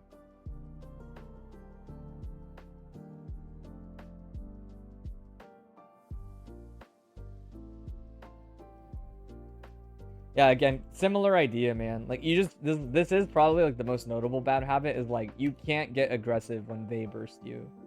You kind of can when it's the opposite, when you burst them. But, like, you don't, it's not even, like, an armor thing. Like, it's actually maybe worse that they picked this. They should just 6p you and get, like 6 ticks of excitement or whatever the fuck it is. But it's good enough. Light and low. Oh yeah, I figure in case you didn't know, the defense here is, it's technically like a reverse fuzzy. And what it means by that is you're supposed to do like 1-4-1 here a lot as versus Raven. You're supposed to like just keep in mind when they're spacing glide mix, it's like you block low right here, and you block this, and then you can block the glide like a lot later than you think. The glide, if you look, is like boom, it doesn't, or sorry, it's vice versa. It's like you block the glide, then you block low, and then you block high again. It is like a regular fuzzy. I'm pretty sure it's like 4-1-4 standard like fuzzy block. But that mix up is like less real than you think.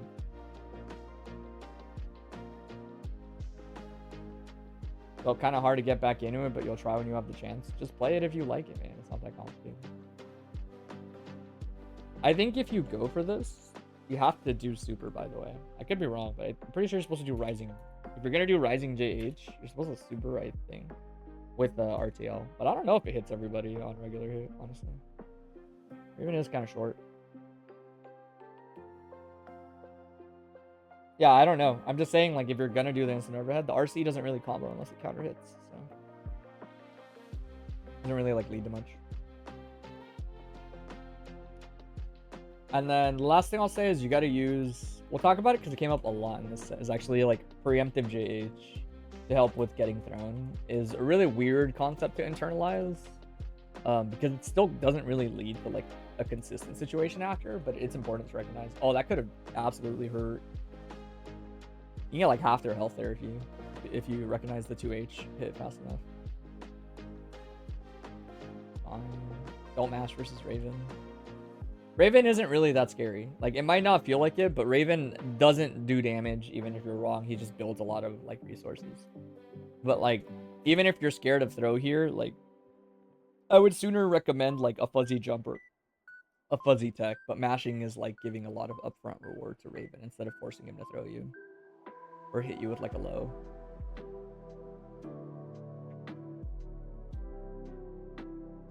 Okay.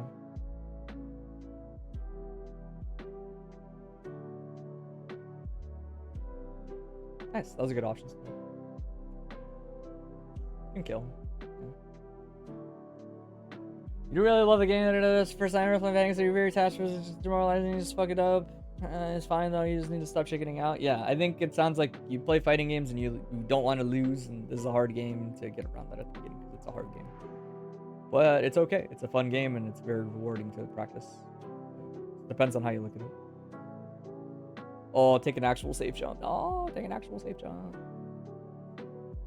It's a minor, like, critique, but I do think it's worth, like, if you're gonna get, like, this, like, take a safe jump, and if you're worried about blitz, then you can do things like air dash early or something and land on them with JK or whatever you want to do as Sin. There's like different ways to do it, but taking an actual safe jump instead of a fake high-low. Fake as in like it's gonna have to respect their OS or XP or something like backdash is not that great.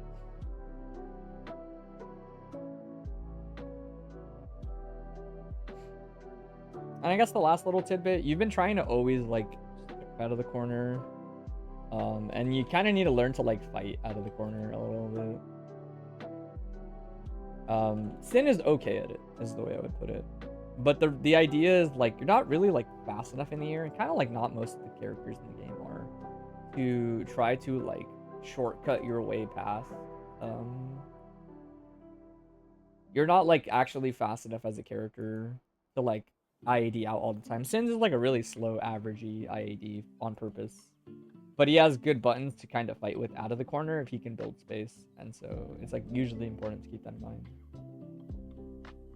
That was a good elk. Ooh, no option select. You definitely option select. These are tournament. This is specifically a tournament match. Well, technically it's a ladder match. But it's the same thing. Yeah, you can option select 2S probably.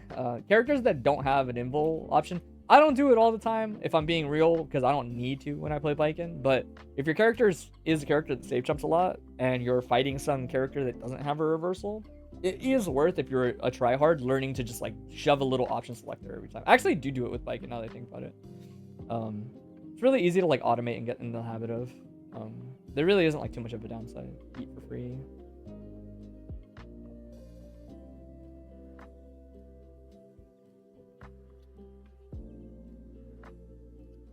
Man, I want to play Sin again, but I shouldn't. Watching Sin makes me always want to go back to playing him. RPS further on. Talk about a couple things that I noticed in general. I want to test the 6P reglide thing, like just briefly. Like just briefly to see like how early or late I have to do it. Because I actually don't know. Like I said, I know Sin has a really good one, but I don't know like how good it is. Some stuff I was like worth it, and some stuff isn't on reaction. And I think when you're newer, it's hard to gauge what is reasonable and what isn't. But I have a lot of hours, and it's not like my opinion is law or anything, but I will tell you if it seems like it's unrealistic. I can do it on like the first. I gotta get like a...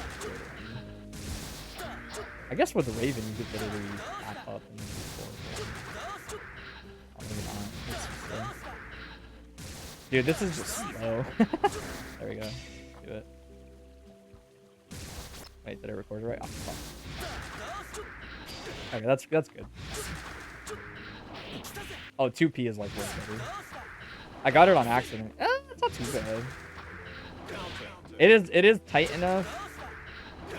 It is tight enough that I would do 2P more. I think 2P looks solid.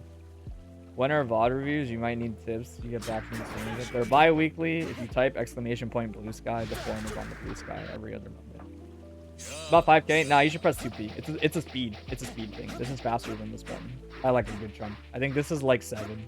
If I had to guess, this is 5. And it's like if you actually react fast enough, either one of your jabs is 5. Preferably 2P, honestly. I would test 2P more. Even on like farther glides, it's probably gonna be like mostly fine. Because the idea, Sturb, is gonna be like, if you ever accidentally react late, which can happen, obviously, like in this timing, oh my god, it's like kind of hard to even get on purpose. You do this. If you get the trade, you saw 5P. I mean, 5P is fine too. I don't know. I think they're the same speed. 5P is like kind of slow though. I don't remember. I think I think 5P is not 5 frames. I'm almost positive. People will talk about it. I think it's probably 6. It might be 7. It's a speed thing. Like you want it to be as fast as possible because Raven is gliding into you anyway off of like pressure reglides. So you don't need like range. Yeah, it's a 6 frame normal. Either one of those is probably fine. I wouldn't press 5K, like I said, 7 frames. So like you kind of want like every frame you can when you're doing things on reaction. 2P seems fine, and if you get the tech, like the trade, spacing 6P for tech buttons is like the Sin classic here. Like you just space 6P and then see if you get the hit. And Raven obviously kind of like has to respect that. Most characters have to respect that 6p when it's spaced like that. But yeah, I would use 2p a little bit more. Right, even on regular hit. Like, the idea is, like, you're probably just doing this and spacing around it versus Raven until he gets sick of it and gives you what you want, which is like that. And then he whiffs, and Raven will probably run at you, and then you can pick between, like, jumping and then trying to gamble, etc., etc. So something that's going to happen a lot, with Raven specifically, but also in general, just a lot more with Raven, is they're gonna try to do things like this to you a lot, where you're gonna jump because you're uncomfortable because he runs through your normals, which is fine. It's something to get used to is just sticking this out, like immediately. This button is actually quite good at stopping air throws. It's just uncomfortable because it has no notable Gatling except JD, and JD is obviously slow. It's a delayed Gatling. But this button is good for stopping people from doing that and landing you both in this range again. And then from here, depending on the matchup, like, you can maybe threaten far slash or backdash or whatever you need to right there. It's weird, Stir, because the idea is, like, you press it right here. You press it before they even reach you. You don't really want to go into the follow-up, I think, a lot of the time. And I'm still pressing stun. Because it's, like, just wonky is the way I would put it. Trust me when I say, like, you kind of don't want to do it all the time. Sometimes you're too low and you get, like, fake vulture Cs and you're, like, even more minus than you're supposed to be, I think. And so you kind of, like, just don't want to do it, right? Because not all of them are, like, if you always got this one, then sure, that would be, like, a good spacing and probably worth it. But the whole point is, like, you don't really know, like, how these are gonna hit half the time. So it's like, sometimes they hit, like, over here like that, and, like, you probably can't get, like, vulture C's out, like, on this easily, so you're like, it's gonna whip. So it's not probably worth it, and it does technically cost you some calories, so you don't want to just, like, waste it for no reason. The way I would put it is, like, maybe, but know that every good Sin player I've ever seen historically is okay with just doing JH and nothing else, right? The idea is, like, as soon as it recovers, like, as soon as you enter this, like, mid-range where they block you, if you think they're gonna press a normal, I'm pretty sure you just backdash like this, and then you're good as Sin. You're back to the bread and butter range as Sin in most matchups. Or you think they might chase that kind of thing, and so yeah, you just stick a button out and buffer, like, Beak Driver up behind it. Right? But it's good because, like, Sin does like to jump a lot out of his disadvantage in, like, situations like this versus, like, Raven Glide like that. But learning to stick this out before is really good habit to get into, because they're gonna block it and they're gonna usually land in, like, that range I was saying, where it's like do it, like, with the neutral points like this. I have to do it like later. But I think you get the point. The example itself is, like, not that important. But the guy is, like, not moving back consistently. But get into that habit, because it's really easy to not notice how much, like, you can get thrown for jumping out of disadvantage as Sin, which is fine. Like, that's not a problem. Sin likes jumping out of disadvantage quite a bit. The way I would put it is, like, he has really good air buttons to, like, protect himself with. They're not really good buttons to, like, run and, like, get aggressive with all the time, but they are pretty good at, like, pressing and then landing with, like, this. Like, this button is very notable for being pretty good defensive when you use it in, like, situations like this. Same with shit like this, obviously. Like, he's got a lot of pretty, like, good defensive hitboxes. But the weird one is, like, if you notice, like, this doesn't hit underneath you, like, this doesn't hit underneath you, this doesn't really hit underneath you. Like, it kind of hits in front of you, but it doesn't hit underneath you. And the only one that does it is, like, JH. And so you use this for anti-air throws. The idea is, like, if you're jumping and you're getting air thrown, a good place to start is to do this. It might not be a good idea to have jumped in the first place, technically. That's, like, a different thing you have to evaluate. But for sure, if you're getting thrown, this is, like, the thing that you should consider. And doing it early, like, it should feel uncomfortable. You don't want to do it, like, on reaction, because, I mean, technically you can get attacked, right? But more importantly, like, if you wait too long, you might just get air thrown. Like, you're just like, oh, okay, I tried to do it, like, when I thought they were jumping, so you got air thrown. it's supposed to be like, oh my god, I'm gonna get thrown, and you throw it out like this, or before the Raven even like leaves the floor, you know it's probably gonna happen. So you that's important. Like I said earlier, it's kind of a minor thing. I think you mostly didn't mess it up, but my gauge is like when I'm doing a combo and it ends. So like for example, like standard VOD,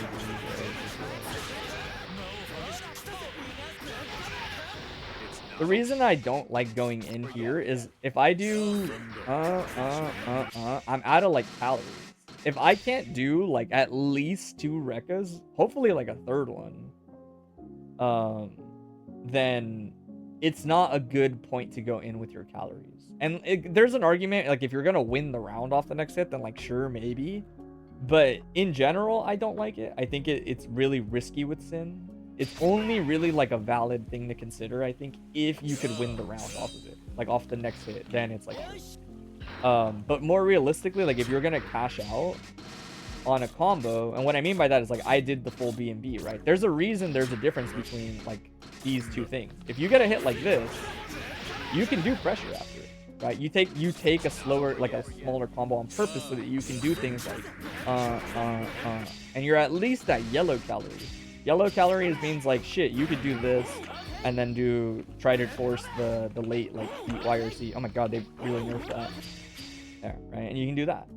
But that's like my metric. If I can't do, like if I for sure can't do beak, elk, beak without going into the red or just starving, that's like too little calories to do stuff with Sin, in my opinion, right? But obviously like certain hits don't use like any, right? Okay, this doesn't use much. And technically you can cut that even shorter like that, right? With the mentality of like, for me, calorie management is like, there's nothing wrong with doing your B&B, right? Because you want like a little bit more reward or something. But I think as Sin, if you're going to do something, especially if you're going to push them for the corner carry, like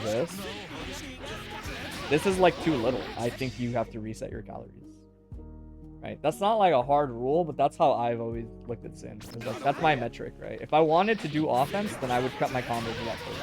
Ideally, like just beat driver. Because you don't need the LT. Right? You can just beat driver and get it done. And then you have a ton of calories, right? Now I can do like a fuck ton of shit, right? I can do these and probably not hit the yellow. Boom. Boom, boom, boom. I barely hit the yellow. I can still do 2 special combos without burning out. If they're not reckless, you know? Could you perhaps stop early in 5H and E? Yes, but that matters on your... That depends on matchup. It just depends on matchup. I think Sin is a lot about which one you want, right? In other words, you can do your B&B and end on 5H, which is a thing like this. But what if it's a character you actually just win neutral versus? Technically, you don't need to do any offense or anything if you just win neutral, right? Like, the best example is like Soul. You beat Soul in the neutral, so there's no reason to do a route like that. You should just send him full screen and then you can eat like twice even, you know? Sin is always managing one or the other, right? Because again, this one is less corner carry, right? Also, this is burstable on a lot of hits, so it's like a thing you want to consider, right? So if you get to here and you eat and they burst you, you don't get the eat, but they take all your calories, right? Like there are little nuances. It's not wrong to do the 5H eat, but it depends on the matchup. Really, my only advice here is when you're picking something, Sturb, just tell yourself, like, even if you did it on accident, you're like, fuck, I didn't mean to do this. All right, fine. Like, I'm going to just reset, and that's okay, because I spent too many calories, right? Even if your mentality was like, oh, I really want to just do this to make sure that I can get OP more. Yeah, it's not burst full screen in this game. But making that decision early, I think, is important for Sin. And obviously, like, if you have a ton of calories, then you can have your cake and eat it too. But that's really unlikely as Sin. But keep that in mind as a rule of thumb. If you didn't have one, when you're like, yeah, I don't really know when to go in, I don't really know when to do a thing. Sin's mentality for me is like, good starter, cash out. Like, if you have a good starter, like, you need to cash out as Sin. Because his like selling point is damage. And so getting as much of it as you can is worth it. But if it's like a hit like this, you're like, yeah, like the damage is negligible off of low. It's gonna screw us right here. So it's like, This is fine. You probably take the eat 5H on like a longer BMB if they don't have a burst, is what I would say. And you don't mind pressuring them. Like some characters you don't want to send to full screen, right? Why would you send Millia to full screen? Right? It depends. Yeah. Calorie management's a lot for sure. But I think making sure before you go in that you have enough in the tank is just an important thing. And then obviously if you eat like here, you can get to like a point where you're gonna go do stuff. See you next time. Yes, thanks for stopping by. If you get to a point where you have a ton of calories, then you can do both. It's fine. The last thing I was gonna say is you have a habit of like building distance, but then you do this, right? Building distance is fine with Sin. But not for escaping. The problem with pushing people out or waiting for block strings to end and then you do something like this is you're right next to them, right? Or you have to take even longer like this to get even just a little bit further. Not really, right? But the point is like you can't really escape the corner when you push people out. Escaping the corner is more when someone's gonna do like something like this to you. This isn't like the best example, but it's really more to show like, yeah, when someone is doing like an immediate like point blank thing like this, you can hold up and then just get out like that while they're committed and they're not as close to you. See how much farther we are here? But when they do something like this, so like when they do this, or maybe just ending this time. Yeah. Let's not pick an actual end because Raven doesn't have to cancel there.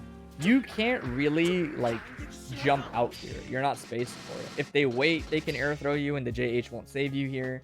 They can anti-air you, etc., right? It's too time consuming. What you can do is if they push themselves out, Sin can like take a little bit of space. Things don't hit here.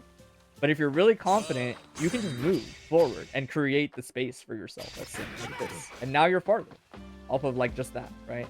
Now it's less like you don't have room defensively very much because you're basically at the corner still. But now at least you can do like jump, let me go over you, etc. Like there's different ways to start to get out of the corner. And you have like no willingness to do this right now. It's scary because in this matchup, I will say in this one specifically, that logic is a little bit skewed because of how Raven works in this matchup, right? So for example, if he does this and then he runs forward and you don't time this right, then it's like he's gonna go through you, and you have to kind of just have to embrace that about Raven. What I mean by that is like doing things immediately to stop him before he even dashes, even though you might get like frame trapped by a special move is fine. Waiting on purpose so that you can try to throw him, or more likely like doing a delayed DP or something would be like a unique Sin thing. The key here is that you're fighting out of the corner, right? Versus most characters, just building some distance is good because everyone has to like run in to do their offense again. Raven is just unique because when he runs, he doesn't risk it a lot of the times, right? He becomes invul, right? But other characters that they run in from here, you can do like fuzzy 2P, and it's pretty big to press for Sin, right? And if they respect that space, you can reach them with a little bit of effort. You can technically do it off of like just doing something like raw beat driver, but I wouldn't recommend it. It's actually safer to just do microdash like far slash button, like microdash far slash beak or elk off of the far slash than it is to rip either of the special moves raw. The special moves have like quite a bit of startup. And it's a lot less time overall to just do this than to press a special move. But yeah, fight out of the corner some more, get used to it. I think it's fine that you push people out a lot. Sin tends to do that defensively because it's better for him. But learning to engage on how people RPS is really good when they push themselves out a lot. Even versus Raven, it's just Raven is better at playing this than other people. But the reason I mention it, Sturb, is like in order for people to avoid that, they have to like stagger you more on like stuff that's closer, right? And when they start to do things like this, you can like hold up. And Raven, I'm gonna warn you, Raven's gonna whiff that and he's gonna try to throw you immediately. That's why you jump, you press JH, you force them to block, and then maybe your plus, and you go from there. A lot of other characters like can't do that as easily as Raven. Raven has very little to like no end lag on a lot of these normals, as you can see. Like he can whip a lot of these fairly quickly and do more stuff compared to like this is Sin, right? This is notably slower. Like both of us are gonna do this. And well, actually we can just yeah, we can do it like this. And like you can see like how much faster his gets to be. Oh my god. Right, like it's hard to tell in these moments, but I promise you it's like way faster. But yeah, Raven also doesn't risk anything when he throws you, which is a big part. But more importantly, when people stagger, what I'm getting at is when people stagger and do stuff like this, like over and over, like this, it becomes a lot easier to like jump into them and then start doing things like that. Jump into them, JD. And this RPS is actually really funny because it's really straightforward with Sin. When you jump into somebody and you press an early button like this to stop them from like throwing you, you just press JD or you don't press it. That's like on God a lot of the mix-up. Because you're obviously minus enough to get thrown, but if they autopilot that shit, they just kind of die. Right? And so a lot of Sin, even though it's corny and like doesn't feel right, is like you just press this. And if it hits like in a bad way, like if it hits like that in the front, then you just get ready mentally to be like, okay, I think this guy is scared of this option. Like I can't get it. Right? And so you press like a button or you press JD. But you'll get a feel for it. Am I in the Rev 2 Discord? No. I think I'm in there, but I don't use it. The Rev 2 Discord isn't really like used these days. At least not by people that like actually play the game. Which is, I know, counterintuitive, but it is what it is. But yeah, hopefully that makes sense. A lot of it is like learning to jump out. Characters that stagger you really aggressively, like Jam and shit, those are the characters where it makes more sense to like hold up and then get out. But know that in general, if there is space between you and the opponent, this is not like a good idea anymore as much. You have to be really, really confident that they're gonna run right when you jump, and so that you go through them before they can air throw you. A lot of the times. But keep that in mind because Sin defensively isn't necessarily bad. I think he's just really awkward, you know? If you wanted to join, if you are older, counts 5 years old, or if you want to, I'll link the actual Discord in a second that people are in these days. But no, we don't use the main Red 2 Discord. It's like too messy. I think is really the big reasoning. It is what it is. Yeah, hopefully that gives you some ideas. I think most of it seemed fine. I think you're like too skittish with Sin. My last like piece of advice, like as drive-by advice, would be like, don't try to like leap and be aggressive all the time as Sin. Like just like for the sake of doing it, you know, don't just like do this and just see like what happens. And Sin isn't really a good character, at least compared to like other members in the cast, in my opinion. He's not as good at being like vibes based. And what I mean by that is like he's not like, he doesn't have like a great hitbox on the cross up. Like his buttons on the way down aren't accurate. Like they're good, but they're not like busted. Sin does well whenever he focuses on getting back into this range, or maybe even a little farther, like over here, if you want to be a little bit more defensive. And you can set up a lot of approaches as Sin. And what I mean by that is like you can kind of jump in like this, and then this bait, and then elf hunt goes back in, right? You can mess with people that like to press certain anti-airs by jumping, retreating, they whiff their anti-air, and then you kind of suddenly force them to block a lot of the time. It is chill out more, but it's like if you want to be aggressive, it's setting it up with better spacing, right? Yeah, this is like a good range for Sin. You can experiment with a lot of options. Even leap here is better in general because it's gonna be angled to actually hit them. Though leap and neutral is obviously like kind of dicey. But you can do a lot. Like this will look at least kind of visually similar to me doing something like this is gonna look a lot like this, but they're different, right? That isn't gonna be like a whole game plan or anything, but really the point is like, I noticed you had a lot of interactions where you like try to jump at them or try to leap randomly closer than you should. This is like too close for Sin to do anything besides press // or run away. I'm like not fucking around. If you're in this range and you don't feel like you're plus a Sin, it's like button, retreat, or button in place, or backdash. It's like, it's kind of like only those for Sin. He doesn't win from these spacings consistently enough because his buttons don't really hit. If you're minus, you can't feel confident pressing //, so you're probably incentivized to do this and run away. Or backdash, or press // hoping they run into it. But never things like, oh, I'm going to just go in and see what happens. Because that hit, and now I'm minus the way that hit. That's not good for Sin. You want it to be like over here. The situation's great, and you have range. You can't get disrespected from this range. People can't like just be like, oh well, I guess I'll space a normal versus Sin, and he'll run into it, because that's not how it works. Other characters, that's like the neutral they usually play, but the existence of Beak Driver means that in theory, people can't like disrespect you here, right? Same with Elk Hunt, but Beak Driver is obviously huge reward if you get a counter hit here, right? That it's like they have to respect that, and so you passively own the space. That doesn't mean like, hey, run up. It's gonna take a while for you to run up, and a lot of people will see that. But it does mean that you kind of dictate what happens here if you want to, right? Is the way I would put it. You can leap and try to set up Elk Hunt. You can whip a Beak Driver, right? You can commit to jumping into them, although that's pretty unlikely, right? You can even set up an approach that looks like this, right? On a lot of people, where it looks really similar, right? I'm doing dash, neutral jump, air dash, JSJH, right? So that it forces them to acknowledge me with an anti-air, because if you're gonna anti-air here, you have to do it right now.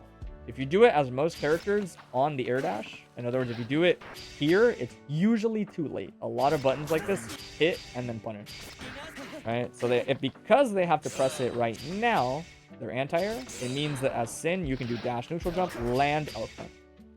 And some characters really dislike that.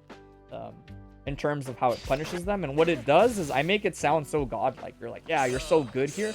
People will not let you stand here, because they're gonna realize how good it is for Sin to just set shit up all day. And so they're going to like try to run at you more aggressively and ruin that spacing. And you learning to stop that or move and bait it is gonna be a lot of the learning curve for Sin. A lot of learning a character, I mentioned it earlier with Axel, for characters that like mid-range and neutral stuff like this, it's learning where you are the strongest, and if somebody wants to slow down versus you, you play in this range.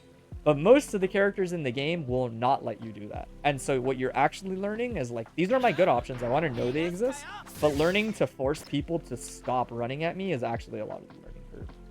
But start there. Start with all your approaches from there. I'll give you kind of the similar advice to Fut, which is like focus on getting back to that range a bit more whenever people do just seem like they're like overly aggressive or kind of annoying versus you. And you're gonna get hit a lot, but pay attention to how people chase what you're doing. Pay attention to what they do when you backdash, when you jump and then air dash back, when you immediately instant air dash back. Learn all of those. You're gonna see, okay, they instant air dash when I do this. They have a unique special move that chases when I do this. And then your job is to like reverse engineer it. Hey, they air dash when they chase me when I'm in the mid range. I'm gonna crouch and then press 6P because they're gonna go over me and I get an anti-air, right? That is how a lot of the neutral based characters play the neutral. And I didn't see it as much, especially in that matchup where it's hard for Sin to really enforce a ground game where there isn't one. But retreating to that space is still pretty good, I think. It's still worth considering and understanding if you're gonna make it an approach that it's best when you do it from that range, right? And keep that in mind when you watch other people, because you're going to be able to copy all of those approaches. Copying approaches is actually a lot easier than people think. You just have to understand what ranges they seem to be trying to do it on purpose, and then you go from there. But yeah, that's pretty much it. Mostly just focus on those little bits here and there. Let me link before I go. That person wanted link. Here is, it's NorCal AFGC technically, but most of the active Guilty Gear players are in this Discord. I think I can get to the server. Yeah. So this link will take you to NorCal AFGC. It is essentially the main place to get actual matches.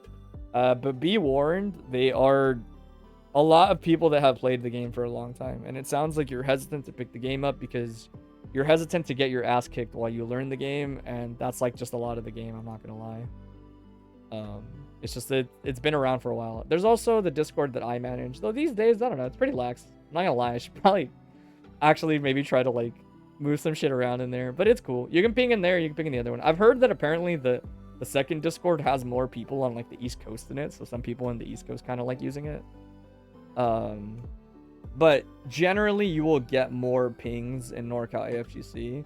But also, the people in the matchmaking Discord are like less experienced, I've noticed. So you kind of get like more stuff that would be around your level. But both of those are fine. I'll link, I'll try to make a habit of doing this at the end. Bi-weekly VOD review is done for today. Sturb was the last submission. But in case people didn't know who were lurking, who were already here for bi-weekly VOD review or not, the VODs are posted. Twitch is garbage, and you're going to have to watch a million ads if you want to watch the replay of the thing. But if you want to revisit it, the Baiken player YouTube just has all of the VOD reviews. So you don't need to remember it necessarily. If you want to go back and double check anything I said, it's on there. As far as like submitting for bi-weekly VOD reviews, I think it's just a command. I should make the YouTube one a command, but they are roughly bi-weekly. I try to rotate Saturday and Sundays, but I've been busy the last like 4 Saturdays when these happen. And I don't want to push them a week just because of that. I think the next one can finally be on Sunday again, but either way, it's bi-weekly, Saturday, Sunday, rotating technically if I can. But they're posted on that Blue Sky account. I've been good about it usually. It's usually posted on Monday every other week, and I don't post much on Blue Sky, so they're not that hard to find. I submit the form. The form looks pretty much like this. I think it's relatively self-explanatory. If you don't want to actually not know how it works, just read this one paragraph. I have had many people not read this paragraph, and I can tell because of the questions that they asked me. But you just pretty much submit a thing here. I message time slots out. It's very straightforward. It happens every other Monday. You'll see it on Blue Sky. No, I don't charge. I figured it was implied, but I guess probably mentioned I don't charge. It's just like free if you want to come through. They're every other week, so if you miss one, it's not the end of the world. Or if you're like, hey, I submitted but I can't, it's like whatever, man. It's just in 2 weeks it'll probably happen again. Be warned, I will say, as like a closing thing, I am getting like busier these days helping my brother with like stuff for his work, and just kind of in general I've like been getting busier. I find it hard to not have the time to do bi-weekly VOD review, but there is a chance in like a month or two am like I need to not do bi-weekly VOD review for like a couple months so that I can like catch up on the shit I'm actually doing. Or not catch up, but just have more time, I guess.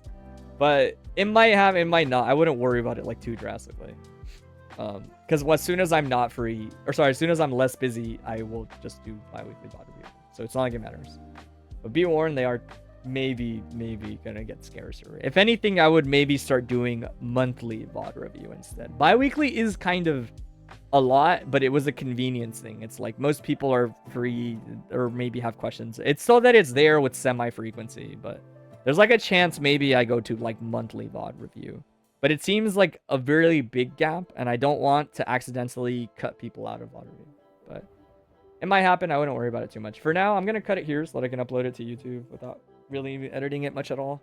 I have other stuff to do, so I'm not gonna stream after this, but thanks for hanging out. I'll try to stream in like the earlier window of the day through the week. I'm probably gonna go through Combo Breaker top 8 and actually do some analysis on it maybe.